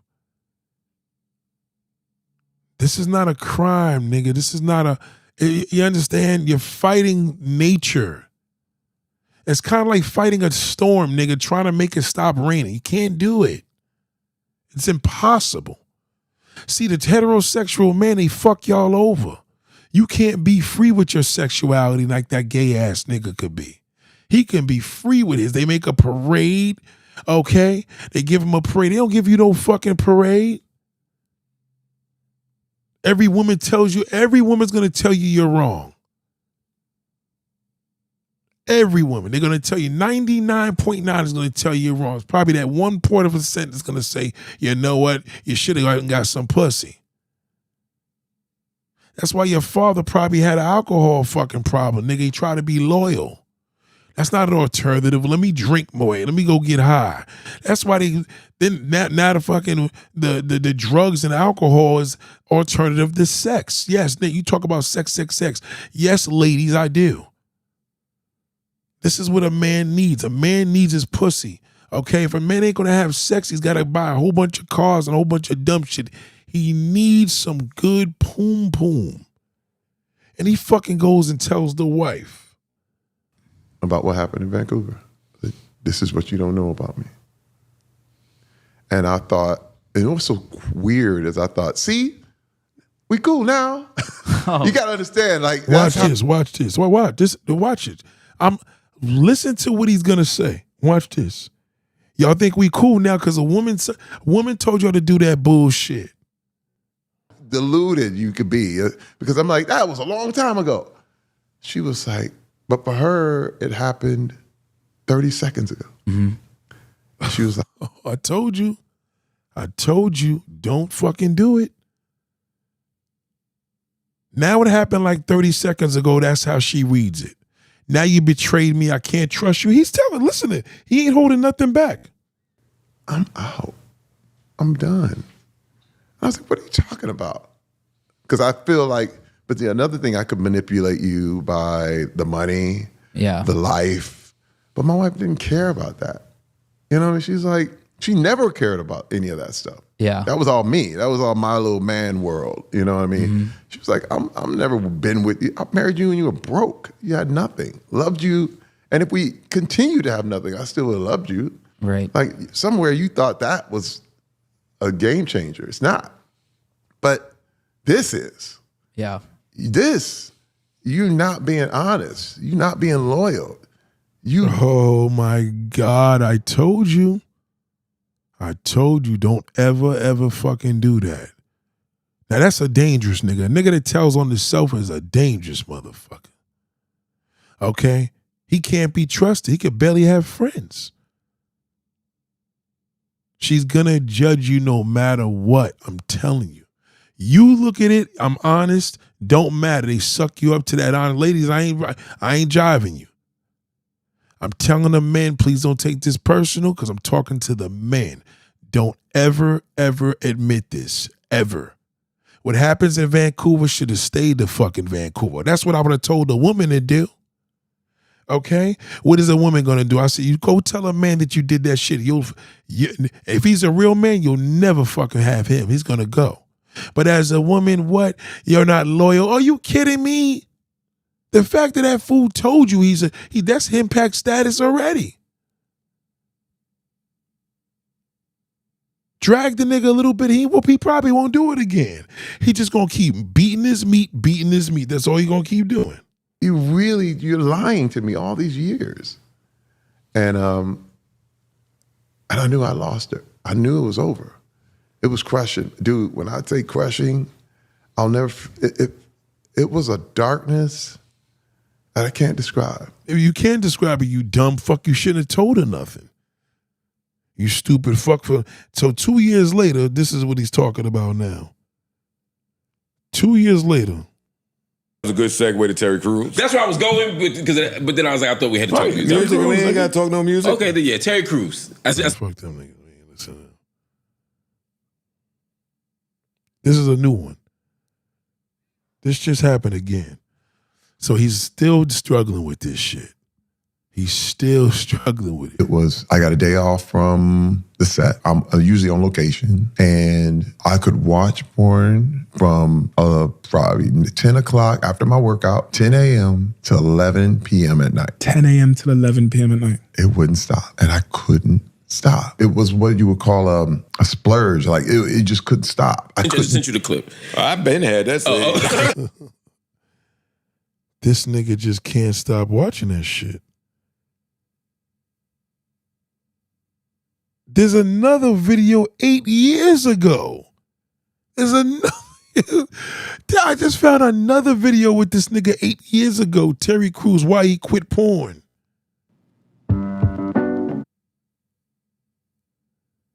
Damn. Everything, all your calculations, you just spent 100 years trying to make this work. You got a beard going down. could have made sure it was really blocked, but they didn't. I was a 13-year-old kid, and I had probably watched hours and hours of pornography by the time I was 17 and left that house. Dude, I was already 6-7 years into a heavy addiction. God damn, this nigga been jerking off for a long time to porn. God damn. Shit.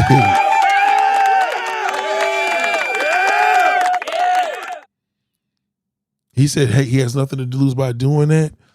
I mean, his situation's common. I'm going to tell you what's happening with Terry Crews. Terry Crews is in the mindset of the American mindset of a married couple. That's the problem.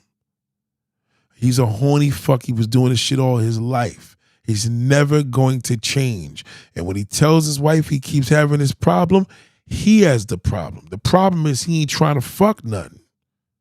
That's the problem. Oh, then the woman's going to say, why be married? A man's not going to ask why be married because he knows how his dick is.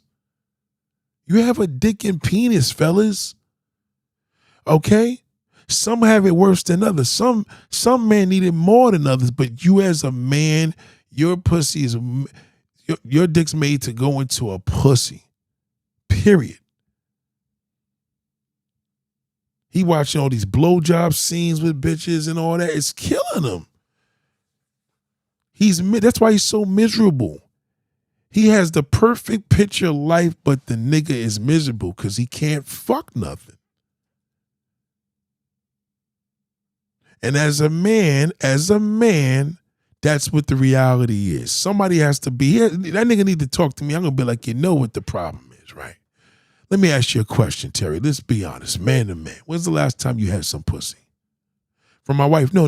Pussy, not from your wife, nigga. When's the last time, or that girl in Vancouver I fucked 2 years ago? And I'm going to be like, well, nigga, that's the fucking problem. 2 years ago? Come on, B. You're Terry Crews. That's why you're jerking off so much. You're desiring it so much with something else. And women are not made to read that. Well, I told my wife, Nate, you can't tell her that she's a woman. She'll never, ever, ever, ever, ever, ever understand that. She's not supposed to. Don't open up to her because she's not going to understand it. Only a man could understand that. Or another henpack, not a henpack. The henpack can't relate to it. Okay? He's still a man, but he's not, he is what your wife wants, right? He got the mindset a little more, but deep inside, he still has his desires and urges. He's a man. So even a henpack understands it to a degree. But you, man to man, you just can't keep fucking that hand. It ain't going to cut it. It's not going to do the job. That's why he's suffering. Y'all can shoot some questions. So why is he so diesel jacking off all day? Nah, that's not you got to give me a better question than that, bro. Let me see if you got a good one. Nigga who beat meet up from Sun. Come on, nigga. We listen to me. Every man that jerked off the porn, nigga, even me. Okay? But one thing I ain't doing is jerking off to no motherfucking porn, nigga, when I got some pussy on the side. That ain't happening. So let's not act like we can't relate. I'm just using him as an example because even at his caliber, he got the full package and women are commending him. Oh, I'm so proud of him. No, it's not about her being proud of you. The fucking wife ain't proud of him. He's torturing himself. So instead of therapist, he needs a psychiatrist, like you said. I'm telling you, it's new pussy, Sean. Sean, listen to me. Women hate this conversation. They never agree. Okay? Maybe one woman in my lifetime kind of understood, and even then I said, well, she's a woman. Listen to me. New pussy, nigga, is Viagra. If you around a woman and y'all just friends and you want to fucking pipe her, you're wasting time. Nothing like it, man. You can fuck a walrus, nigga, big old fat bitch. I promise you, it's better than beating off. Because once you get into the beating off addiction, you're gonna mess around and fuck your libido up. You won't even be able to want to even feel pussy anymore. You don't want to get addicted to your hand, man. That's the problem. No man wants to get addicted to that. That's why it's a struggle. Okay, Chris Brown and fucking Usher don't got no porn addiction. Them niggas is swimming in pussy, especially Chris Brown. You have a porn addiction when you trying to be good to your wife or you get no bitches or you're single. Okay, believe me, I've been there. I never had a porn addiction with 5 pieces of pussy on the side. I had no time to jerk off, and even if I did, me and her was watching the porn and she was putting her fucking mouth on my dick. Remember back in the day where they showed the porn in the hotels? You know what I mean? You don't have no porn. If you have a porn addiction, nigga, you ain't gonna even want to fuck nothing at that point. Because now you tune your damn body and say, shit, I'll just watch porn. You don't want to have that addiction. It fucks your whole manhood up. It will ruin it. Well, Nate, you telling men to go out? A woman's gonna tell me that. I'm not listening to that. I'm going to tell you the way my father told me. A man is not made to crawl into the same hole. It's impossible. Can't do it. You see all them brothers screaming for Allah and praying. Yeah, they pray all the day, man. Ask God for forgiveness because what can they do? That's why these niggas marry multiple wives. Them Jews, all them niggas be having mad wives. Why? You take all that shit away. What does a man do when he trying to one of them? That's why them pastors be into little boys and all that, because they got to live in this straight line. They got to live in a reality of, wow, now I got to do the impossible because I'm a pastor. Now the nigga want to do some crazy shit and go fuck a damn goat. That's what it does. The more you hold back, the worse it is. Don't deny yourself. Them homos, they don't deny it. Come out the closet, be yourself. Why is it in the heterosexual community a man is looked upon as a piece of shit when he cheats on his wife? Okay, you're not cheating on your wife. You're cheating yourself. Only person that could cheat in a marriage is a woman. You go fuck another man, that's cheating. He go fuck some pussy, well, God damn it, if shit, he taking care of home, well, okay, he's all right. You know how many women came to me? Oh my God, Nate, I found out he was fucking who? Oh, he was fucking some bitch. I looked on the line and he's fucking some girl. And I'm like, huh? I'm going to leave him. I'm going to get respected. I'm like, what you going to do? Go get another man? He's going to do the same shit. Don't take that shit personal. You want to get even with the nigga and fuck him up? Go fuck somebody. Well, I don't want to do that. Well, that's the only way it's going to fuck him up. That'll fuck him up now. But if he's a real man, you're going to lose him, so don't do that because he's going to get turned off. He's never going to want to look at you again. When I feel betrayed. How the fuck you feel betrayed? Have you ever had pussy before? No. All right, then. You will never understand.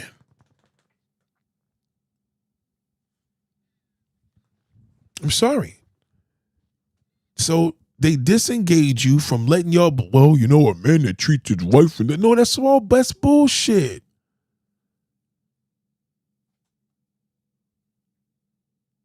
It's not a DNA thing, man. It's you. It's being a male. That's the unfortunate thing of being a male. When they talk about a dog, they ain't talk about a bitch. They talk about the male. The male is the dog. The bitch is the bitch. The woman receiving it. You ever see an animal get into some pussy, a horse? They be fucking, they go crazy. It's a horse, nigga. You got this big horse dick and you can't fucking fuck nothing. They'll go crazy. He got to do it. Sometimes they give the horse fake pussy just for them to drop that load. You see it? That's the nature. That's the nature of a penis. No woman, how the fuck you gonna talk to a woman and open up about cheating or stepping out? She's not gonna understand. A man gonna be like, nigga, I get it. One of my mans came to me recently. Yeah, man, I'm just tired. Man, one dude was telling me his wife is going through a life change. He said that's why she was moody. Well, whether she was moody or not, nigga, like, what are you gonna do, big balls? You know what I'm saying? What's your out? Well, working. That's not no out, nigga. That's not an out. Out is I got this little bitch in the projects. I fuck the shit out of her, and I go home to my wife. I bet you that marriage will last better. Well, Nate, what if you get caught? If you get caught, you get caught. That's it. I mean, that's the problem. We ain't telling you to get caught, nigga. We telling you to be careful. Throw a condom on. Get your shit off niggas' pussy. We men, we understand. They don't look at it the same. You see what he said when he admitted something that happened. She said, well, it happened years ago. To me, it happened 30 seconds ago. They read things differently. You know how many times I told the woman the truth about, not even about me, shit about them. What the fuck? I tell shit. Can I be honest? Yes. I tell them the truth about me, they fucking block me. I'm telling you. I'm living it now. Men, women with honesty. No, I don't do that. My wife today, this evening. Let me bring this back. Today, tonight. So my brother-in-law got a new car again. All right. So anyway, we had cars over the place. We had to go pick this one up. My other car was at the shop. Me and my wife have the same car. She has a black one. I have a white one. Right? Same fucking brand, same year. Don't ask me how it happened. She had hers first. She had it since 2019. I bought mine years later from somebody, but we love the car and, you know, it's his and hers. It's cute, right? We have these two cars that face to each other. We don't even realize it. Like, yo, it's brother and sister, whatever. Tonight, we go to the mechanic. I had to put out there. So we go to the mechanic. I paid the mechanic already, my other man, right? Anybody that been around me, y'all know every time, that, you know what I mean? When Laura was here, when Green Vegan was here, only one that probably didn't go through my car shit was probably Andrea. But you know what I mean? These have been women that had, especially motherfucking what's her name? Laura, because when Laura first came here, we had to go. She met me at one of the mechanic shops. That's when she drove from California, met me at one of the mechanic shops. Then, you know, a year later, she came back. My man Chop, we had to go do this. She had to, it was crazy. She been on the grind. Thank you, Laura. Anyway. So they're all used to this. My wife's used to it even more than anybody because she's been with me forever. So we get to the mechanic. I said, babe, drive this car. We're going to bring it over to the mother house. All right, cool. She gets in the car, beeps the horn. I'm like, okay, now I'm hungry and pissed because she knows I don't have patience, right? She's like, how do I open the mirrors? Because her car on BMWs, you could get it programmed where you press the button and it close and open the mirrors. The guy closed the mirrors manually. Now, mind you, she has the same car. She had hers first. 2019, I got mine in 2025. The day I got it, Laura came into town. I would never forget that. Because Laura met me at the place and I jumped in her car. You see what I'm saying? So shout out to Laura. My wife, I back up and I say, you got to be kidding me. She says, well, hers. I said, babe, you can't see. I got out of my truck, had to manually show her where the thing was to open the fucking mirrors. Right?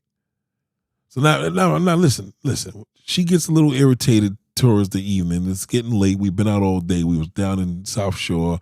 We was down in the Jersey Shore. You know what I mean? We had my daughter out. I'm like, I'm hungry. I want to go home. You know what I mean? So boom. So she knew I was going to joke with her with that. We get to the destination. I pull around to pull one of my other cars out. She pulls into space. I didn't tell her to do that, right? But I got to be careful because you don't. When I tell her something, she's gonna take it personal, right? So I'm like, all right. So I left that. I said, listen, keep the car here. Don't back it up. She's like, okay. I'm pulling my van in. Now, Laura, she was there for this. Laura was dealing with all this car shit. I had to back my van into the damn driveway of my other spot, right? My wife has the fucking reverse light on. That was real bright. And Laura knows it's mad dark over there, you know, because my what you call it light is off. You know, the motion detector, the motion light. So the reverse light is LED. It's mad bright and it's fucking me up because I'm trying to not scrape my van into this tight driveway, right? You know, with the gate. So I had to get out the car and said, babe, just put the car in park when I tell you I'm ready. So I said, now she's gonna be mad because she thinks I'm mad and I don't have no patience and all. Women are entirely different.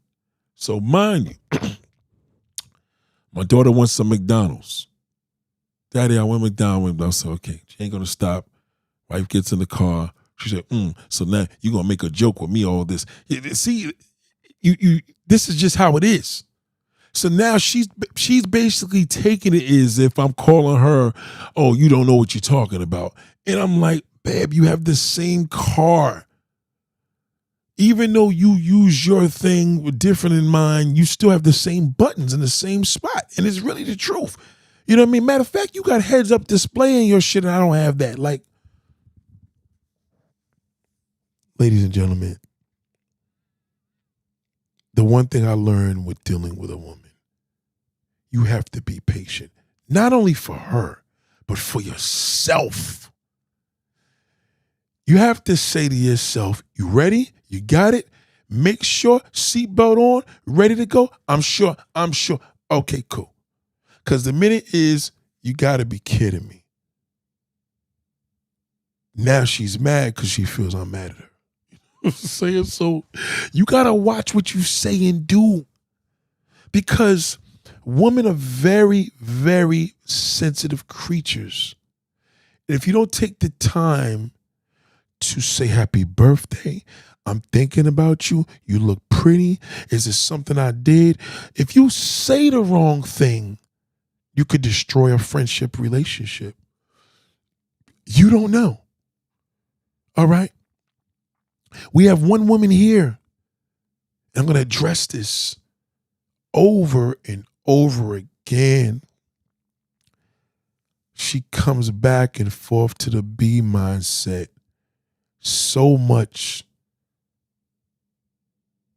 I try to be nice, but she comes back. And she gets worse and worse and worse. Because as a man, you got the plan already. You as a woman, I'm telling you as a man, it's like the day when my pastor told me, God giving you your blessing already. Y'all got the blueprint. You don't utilize it at all. Because going back, if my wife had said, you know what, you right about that one. That was some bullshit. But no. Now I'm insulting her character. They read things differently. It's sort of like we read this and they read that. That's just how it is. They can't be your homie. They can't be your friend. The most they can be is a wife.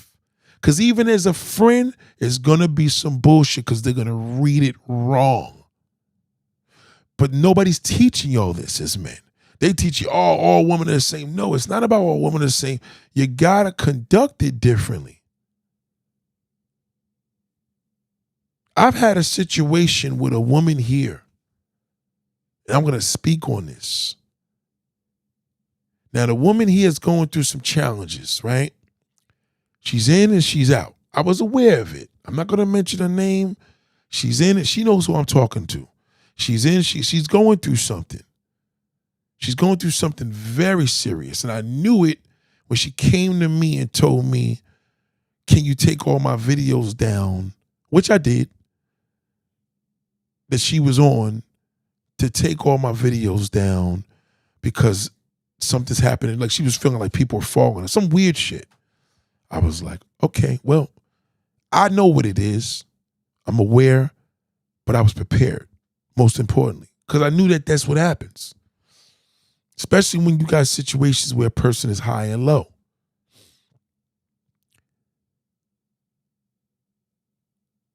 this individual, that right there was the big cream of the crop.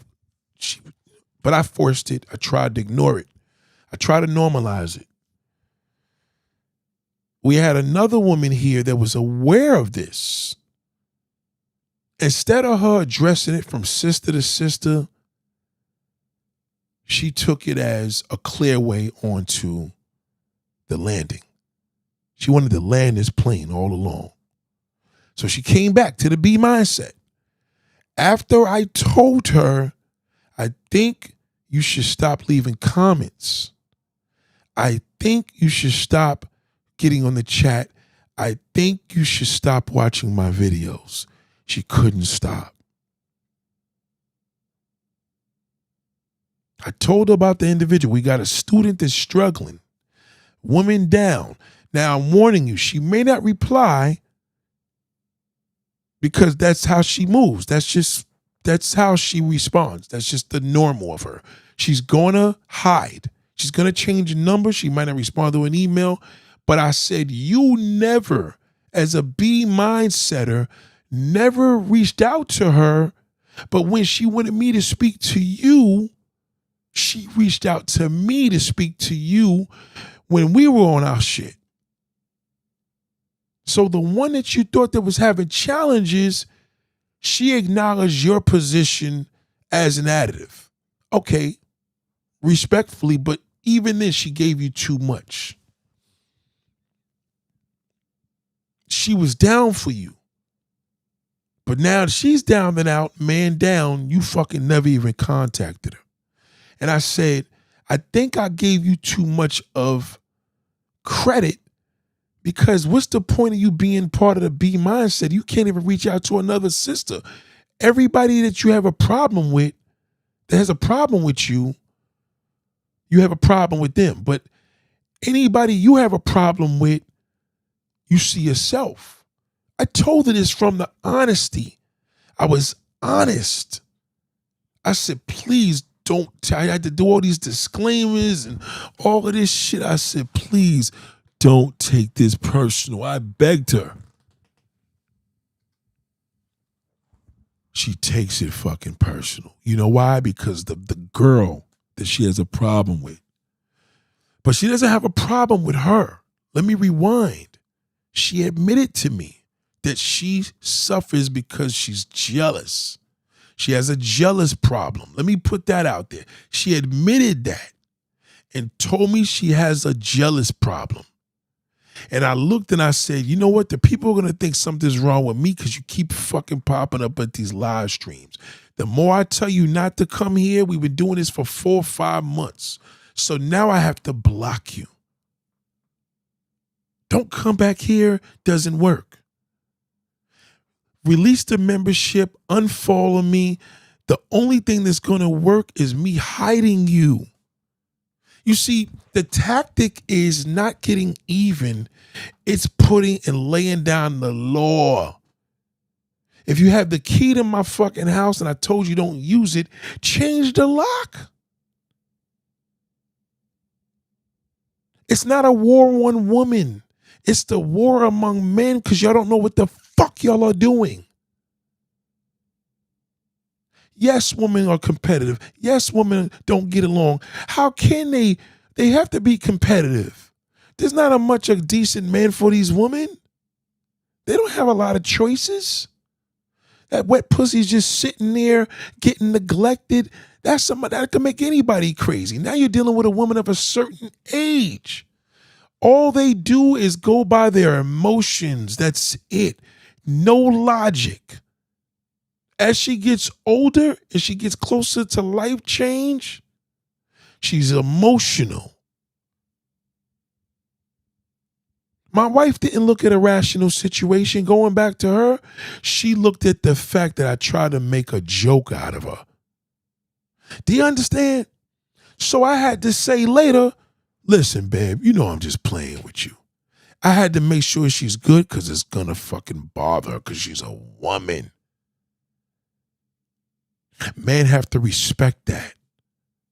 We don't get even. You get me. You get even when that pussy ass man acts like a fucking bitch. Some of you men act like that. You got a problem with me. You block the phone like a little pussy. I don't respect that. And you know who I'm talking to too if you fucking sitting up there ear hustling. I'm hard on men when you being a pussy. I'm hard on women to giving y'all the information, but I ain't hard on women to be manly. I don't want you to be masculine and be no fucking dude. Even though the man wants you to be the goddamn man, he wants to be the bitch. It's a struggle to me when I gotta do that. I'm like, when I lay the law down, then it's all over. Now, I'm not gonna say they both loony bins, but maybe I'm the loony bin for allowing that. I knew one woman had a situation. I knew the other one had it worse. I nicknamed them. One I had in the phone is depressing, very unpredictable. The other one I put in the phone, lunatic, jealous. So I named them before she even admitted it. You go to these dating sites, these men will tell you, no, man, you got to tell these women this, and you got to, no. You got to play a call. They're woman, bro. That's it. The fucking in. Learn a woman, nigga, and you make your life simple. You got to learn that pussy ass man. A woman blocks, okay, that's what they do. Change numbers, yeah, that's what they do. Not a fucking man, pussy hoe. And if you do block a nigga, you better have a real reason. You better tell me, I was going to beat him up. Then I can respect that. No, you said something earlier I didn't like it. So your emotion got the best of you, you fucking pussy? Did your father tell you that you should have been a bitch? Well, I didn't have one. What exactly? You probably don't even know your father. A man is supposed to teach a man to be a man, not a fucking woman. A woman's supposed to teach you how to deal with a woman, and a man's supposed to solidify how you deal with a woman. Big difference. A woman's going to give you the pussy way to deal with her. The man's going to say, listen, keep it short and sweet. That's it. This is what it's going to be the end. That's it. We're not talking. He's going to shut it fucking down. Well, you should tell her this and tell her that. Right. She may have a couple of pointers in there, but now you raise like a pussy. A man could only deal with a man. That's it. No homo, as y'all say. Only a man could deal with a man. Terry Crews needs to go on a fuck spree. Okay? All right, calm it down. Catch up, nigga. Okay? Because you're still beating off, nigga. Something's wrong.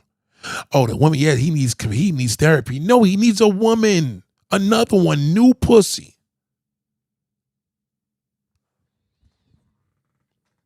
Well, Nate, this is that. I don't care what you think it is. I don't give a fuck what you think it is. It ain't gonna matter. You don't have a dick and balls. What are we gonna debate about?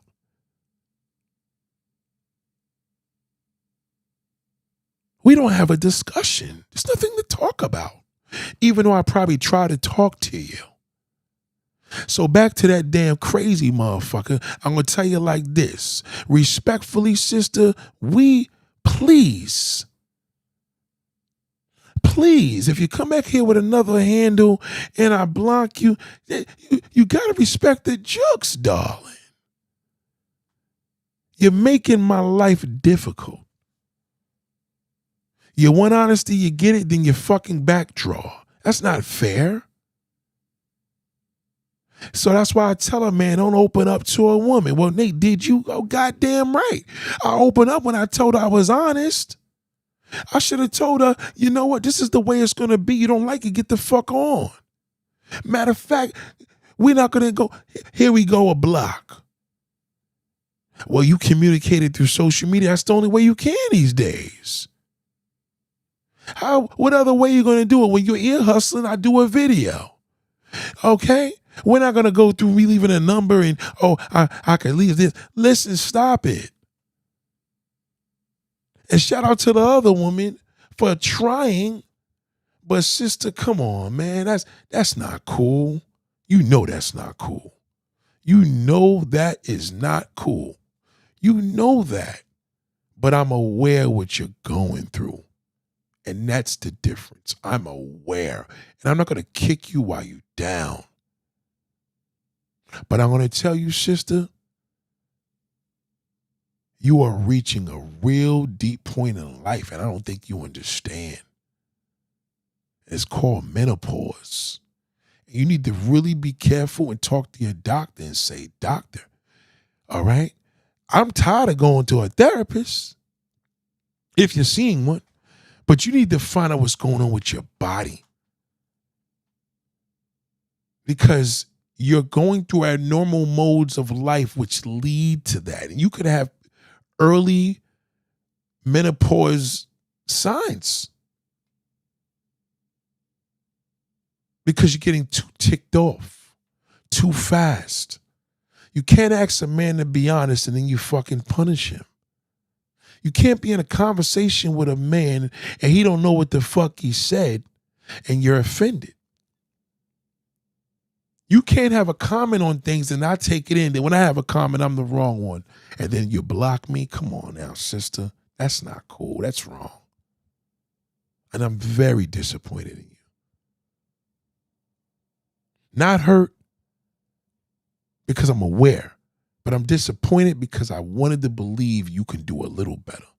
We had dinner. We had one-on-ones. We talked, and you just couldn't cut through. And I'm praying for you, sister, to be well. And this ain't about your mental health. This is your body.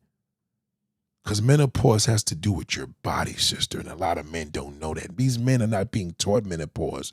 You can't teach a man menopause. A man has to teach him. Okay? He's not going to take you seriously when you teach him. My mother could teach me menopause, but my father taught me it's a whole different situation. I never forgot it. That stuck more. My mother never tried. She tried, but not like my dad did. I never will forget that teaching. And I'm telling you, I'm aware. The other sister, you already went past that. So you're in menopause mode. And you don't want no help. You want to just keep coming here, throwing a couple dollars up on my live stream, sister. You know what? I'm cool. With all the videos we did, 2,000-3,000 views? Maybe that. My man I put up there being a mechanic, 27,000 views in 4 days. I'm clearly doing something wrong. I can't do those videos with you anymore, darling. We got to stop. A man lays down the law, and a man I'm talking to, y'all niggas ain't laying down the law. Y'all became pussy buyers. Y'all tricking, taking these bitches to $250 fucking dinners. I don't care if she's white, black, Hispanic. You's a goddamn fool. Okay, you niggas need to open up a restaurant. At least be the chef. You can get all the pussy you want. You can fuck the customers. Why don't you work on being a chef and coming out to the table and talking to your tables? Oh, wow, this is my restaurant. I love your establishment. They're going to want to love it. You'll have a fan club. But you want to take somebody else to another establishment, you dumb fucking goat? Don't you get tired? Oh, I don't want to date a woman with kids. You ain't dating a kid, you fucking dummy. What difference does it make? So what, she has kids? How old are you, nigga? 15 or fucking 55? But then you want to date somebody's kid. Either way, you're dating somebody's child. They have a mother and father. That's how they got into the world, you fucking dumb fuck. Network, say less, network, and let the network do the talking. You can't get pussy on your looks, nigga. Become a real estate agent. Give cards out. Build networks. Why don't you build a network? I'm aware, people, that the B mindset, a lot of people are here. I know that this is an unstable community. I'm aware of it. That's why you're here. I don't deal with the stable. It's pointless dealing with this. It's unstable. So I know what I'm dealing with.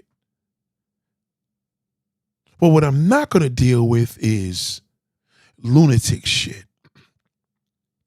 Coming back and forth. Can't hold your words back. Leaving 52-hour fucking messages, and I leave a goddamn truth in one, and all of a sudden I'm the fucking bad bear.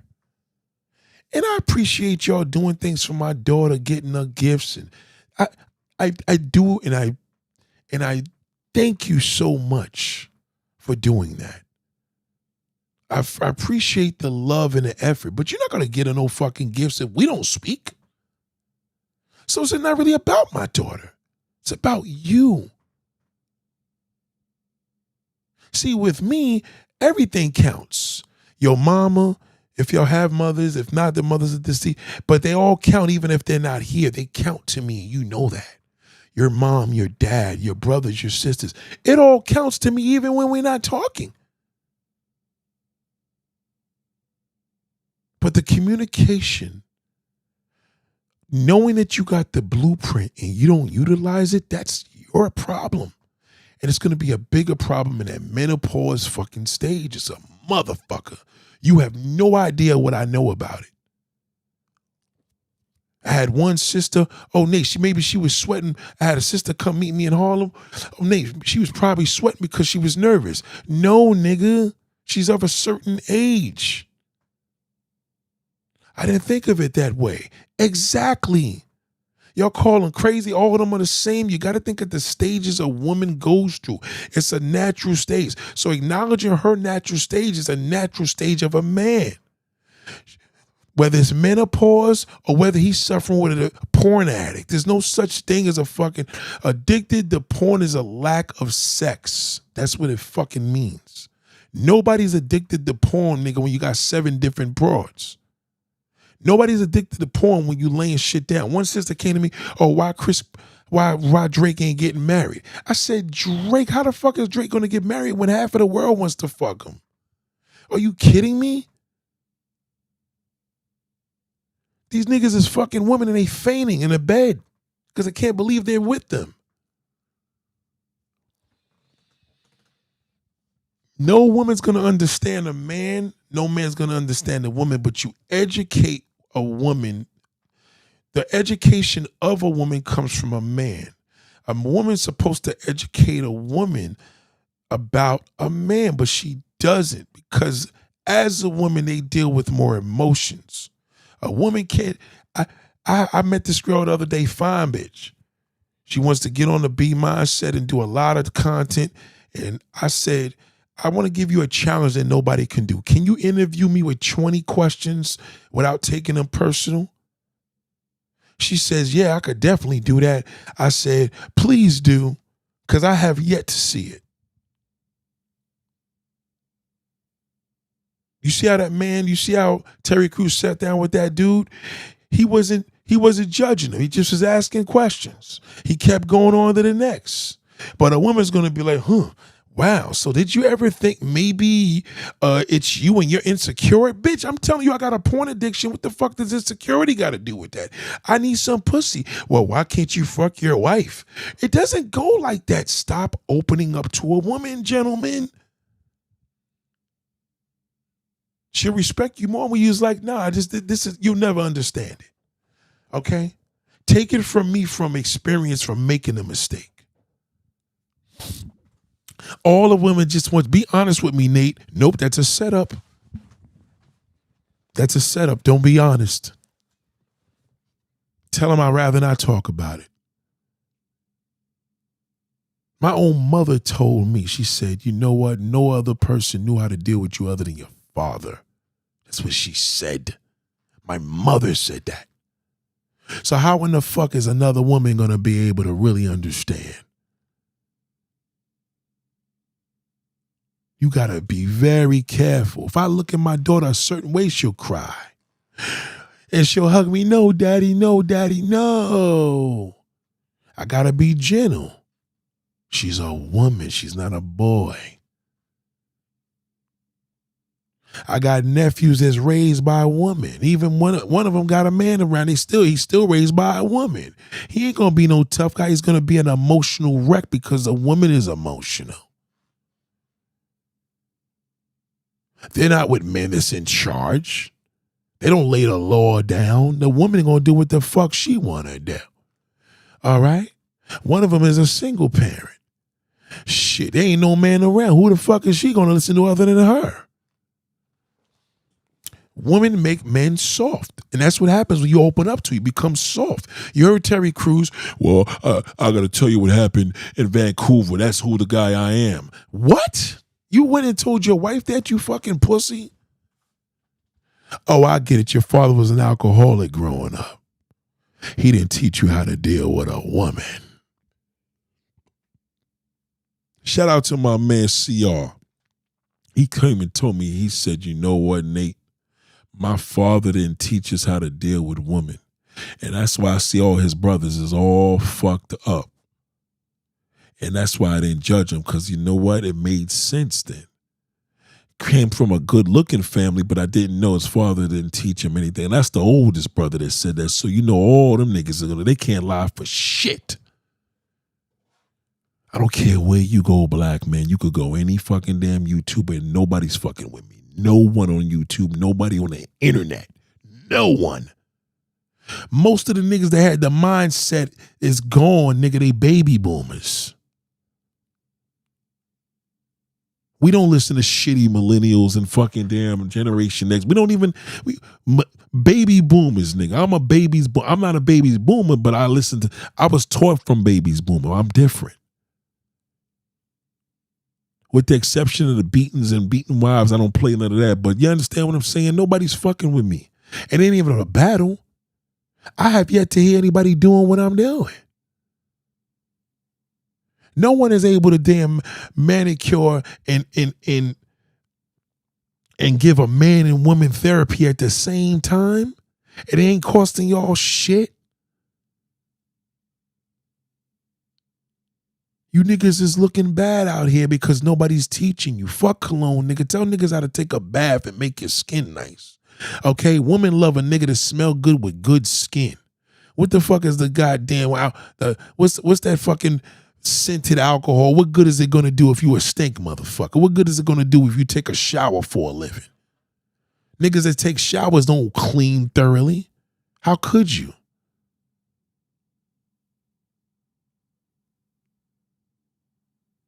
You can't shower fucking. If you made sea moss, you can't shower that bitch. You got to soak that bitch to get that sand off. That's the only way you're going to get sand off her body is to soak. Well, I'll take bad baths for babies. Don't listen to a character like that. Don't listen to that stink motherfucker. What could he tell you? He probably told you he don't put lotion in his ass crack. You supposed to. You want a woman to lick your ass, but you don't want to put your own ass up your cracky ass with lotion after a clean body? Come on, bro. Knock it off. You want to look tough to put a beard on, nigga? That's what you got to do to look tough, or go to jail and put some gel behind your time? That's what they told you? They setting y'all up. They fucking y'all up, man. They making you weak. Now y'all doing podcasts and battle. Look at Cameron and Jim Jones, two pussies that don't speak to each other. That's how it is. Niggas grow up, you said this. You said this about me, Nate. That's what I expect from a woman to be mindset, not the man. So Nate, what is the future with the woman? There's not really a future. That's just the reality, the downfall when you let them in. I gave them access, and that's what happens.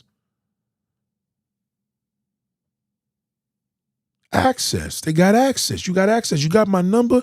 We talked. Even if we don't talk again, you still got my fucking voice. You had the conversation. You had the privilege. You've been in my house. You've been around my family. That's all access. It's a risk. It ain't going to stop. It's just access. You just got to be mindful. Once you give them access, shit could fucking go to hell. Giving a woman access is not as bad as fucking opening up to her, but open up is worse. And you see what happened to Terry Crews. That's why he's still beating his meat, jerking off. Now his wife is sick. He gonna feel even more guilty. How you feeling guilty, nigga, fucking another woman? Only a pussy gonna feel like, I feel terrible, because you was raised by your mother. Why would you feel guilty? You should feel guilty if you fucking her girlfriend. If you fucking her sister, you crossing the line, nigga. But to get a piece of pussy, how you feeling guilty? You felt good, you busted a nice nut, and a nut feels a lot different to busted inside of a woman more than it is in my hand. big dick. Matter of fact, you can't even fool the dick. The dick knows it. Because you keep tricking the dick every day. God damn it, nigga, give me the food. The dick wants the pussy. You keep giving him the hand and digital fucking goddamn access. New pussy is kryptonite. Don't let nobody tell you nothing. These niggas out here promoting all stink pussies. Why? Who talks about how good it feels? Any YouTuber at least gets into it and says, man, nothing like some good pussy. Damn pussy, I just feel. They don't talk about it. All they talk about is the stink ones. It's all these niggas do. Talk about pretty bitches got the stink in his pussies. That's not true. That's a lie. That's not true. He's been hurt.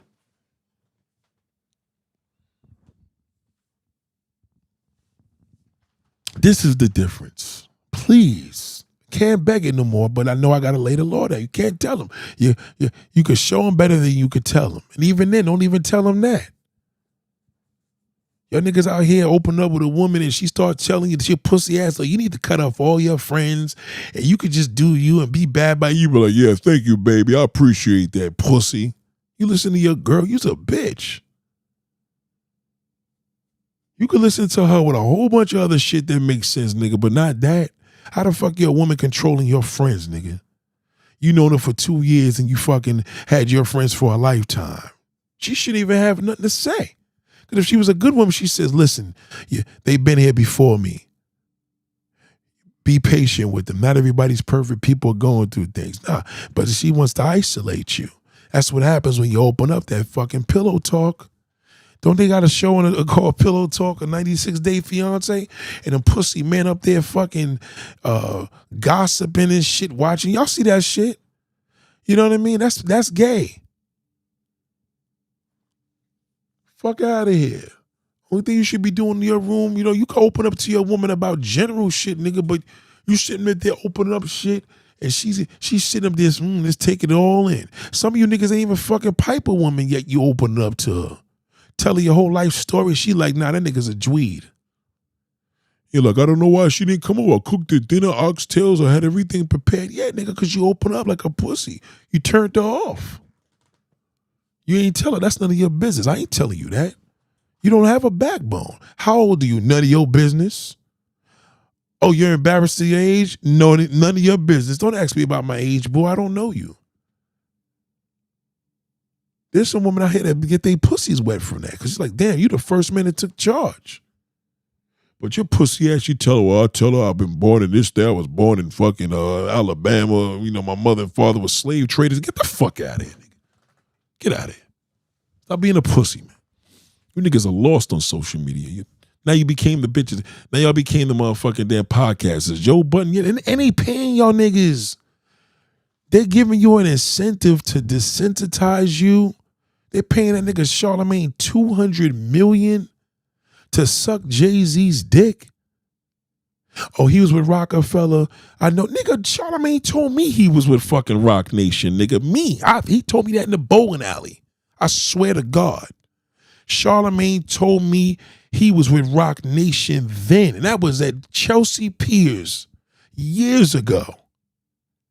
That's after he left fucking when Wendy Williams and them was leaving whatever they was in Maryland or some shit. He told me that. Now look on the internet. Oh, Ray Daniels and he told this one that and Dame Dash. Nigga, he told me. Ask Nathaniel. He told me that. I swear to God. Excuse my French. Excuse me using God's name in vain. It's a fact. They giving y'all niggas incentive. No, y'all gotta get a podcast because Charlamagne. So let's drag niggas. Let's do these videos. They desensitize. They setting y'all niggas up for failure. The more soft y'all niggas become, the less we got a black family. The black man will disappear. I'm telling you. You looking at a fucking dying breed. You about to look at some. That's like killing a dinosaur. You see another 100 years, 200 years, ain't gonna be no more niggas. Ain't gonna be no more black men. Ain't no black men, ain't gonna be no black babies. Ladies and gentlemen, I'm done. I hope you enjoyed yourself. I'm gonna enjoy my day at a beautiful water park once again by God's grace. I'm not going to say what we not doing. I'm not going to lay down this, that, and the third. But you know what? You fuck with me, I'm going to lay down the goddamn law on you. Okay? I don't want to hear no shit. Honesty. Men want, well, that's why men don't want no honesty. We don't give a fuck about no. Listen, bitch, don't tell me if some shit I don't need to know. I don't even want to hear it. Okay? A lot of niggas out here, I can't deal with a woman taking a crap. Why would you want to deal with a man like that? He wants you to lick his ass, but he can't deal with a woman taking a crap. I heard, didn't French Montana's gay ass talk about that? Him and his fucking boyfriend. I think him and fucking, what you call this, fucking. Nobody would believe it.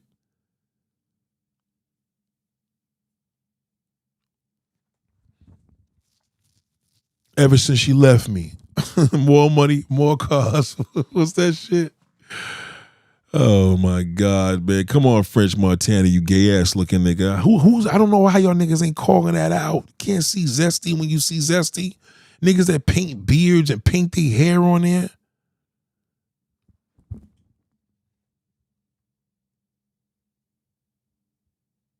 And you Harlem niggas, man, we ain't gonna even go into that because all y'all niggas do is Zesty shit. So we ain't gonna even go there. Okay? I don't care what nobody says. Y'all can't see that shit, man. Come on, man. That's why we got to stop with these rappers. It's to sensitize you.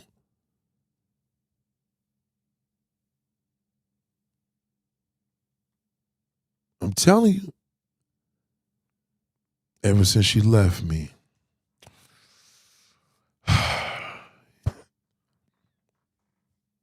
Yo, Nate, don't tell me any man that was the only man that had influence on y'all niggas was fucking Kevin Samuels, but he's trying to push y'all away from pussy. Again, that was another fucking agenda.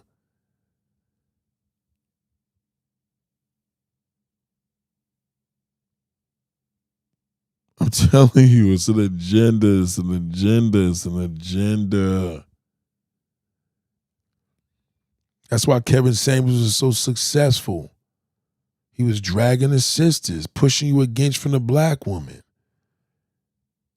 Everybody's against the black woman because the black man don't fuck with her. You can't see that?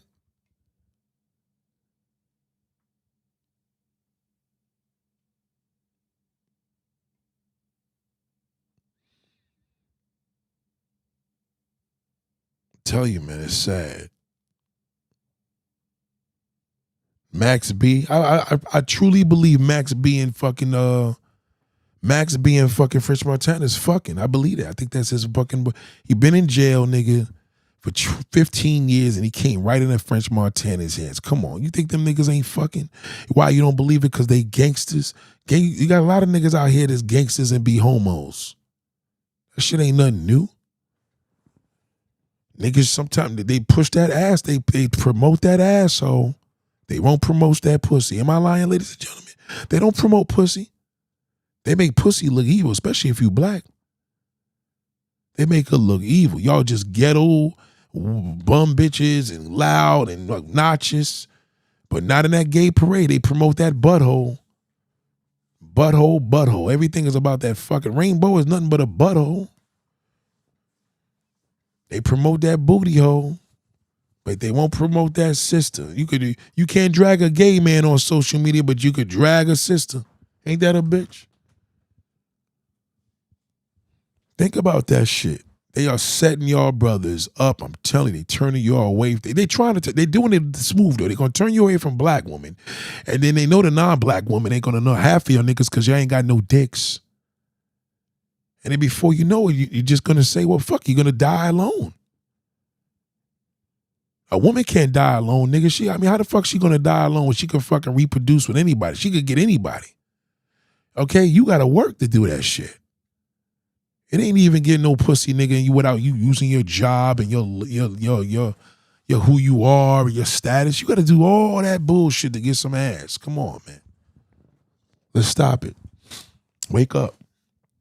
Even me, I make the mistake. I'm telling you, I live this shit. I deal with ladies for I got a daughter, a mama, sisters. Believe me, it ain't no fucking joke. All right, I'm surrounded by a woman. That shit ain't no joke. That's not healthy for a man. It's healthy for a man when you surrounded by, You know what I mean? Even then, if you got them all of them and you're fucking them because they just side pieces or girlfriends, you still got to deal with the fucking drama. Emotion is a drama. We can't get away. Drama is drama. It's all about how you direct. You can't avoid it. I'm tired of the drama. A man is tired of the drama, man. Tell a nigga to go fucking die. You're going to have drama, nigga. That's what you're going to deal with as long as there's human beings on earth. But ladies and gentlemen, I'm done. Black man, come on now, get it together. Get a better strategy, nigga. Y'all supposed to be getting pussy on fleek. It's Friday, it's the weekend. Can you fuck something tonight, nigga, without getting online, you fucking clown? And even if you getting online, you getting on Instagram, nigga, could you talk your way through that? Because that's the wave to do it or the way to do it. Can you do it? How you niggas is double the age you are and you can't fuck a woman on the first night no more? Well, Nate, it's different. Yeah, it's different now because they fucking got the goddamn memo. And you don't learn shit. Yeah, it's a little harder because they got the memo. Oh, they still trying to figure black men out? They don't want to figure him out. They can't figure him out. It's not to figure out, but they got the blueprint. They literally got the blueprint in their fucking hand. They just, you know what I mean? They don't know how to navigate it. Their emotions doesn't allow them to fucking even look there. Look at it. Well, I disagree with this. This is kind of this, and this is not me. Or something may even connect to some shit that they've been through, and now they end up getting now they go get a podcast and give fucking advice to women to stay single. It's fucked up. They going after you. They went after it with AIDS. They went after it with drugs. They fucking go after you. They go after it with homosexuality. Then they know half of your niggas is stupid in a motherfucker, so they just put everything, sugar, salt, they just fuck y'all up. So by the time y'all come over here, goddamn nigga, you ain't gonna want yourself. Goddamn, black man. I love you, but goddamn, you gotta get it together. Goddamn, brothers. Thank you, Eric. I appreciate that super chat, goddamn. What are you doing up now, Eric? Listen, brother, I'm gonna be honest with you, brother. I appreciate the $2, but I don't really like a man to ask me what I'm doing up. That's a little gay. It's a little gay. You know what I mean? A woman asked me that. My wife asked me that. My daughter, you know what I mean? My daughter wouldn't even ask me. She's just gonna be hanging out with me. But you asking me what are we doing up at 4:30 in the morning, nigga? What are you doing up listening to me asking me what am I doing up, brother? Goddamn. Come on now, Eric. That's very gay of you. You know what I mean? I'm a little offended by that. You know what I mean? Dick and balls hanging out in my underwear and you asking me what I'm doing up. That's some shit a woman should ask me. You know what I mean? They should come in here, yo, Nate, what you doing up? I'm like, well, sister, goddamn, what you doing up? You want to talk offline? Goddamn, Eric. You got to slow that down, my brother. A little nasty, my brother. I can't answer that. Okay? Appreciate you, though, bro. Goddamn. So, ladies and gentlemen, I'm done. Man, challenge yourself. Get some pussy, nigga. All right? It's not about what she look like. Not about a 10, 3 days. Another way to desensitize you, all them stupid numbers. What good is those numbers when we all got a different number? A 10, you know what a 10 is to me, nigga? What a 10 is to me, nigga, you couldn't fuck with a 10. Ain't too many men I could even have a conversation on what a 10 is.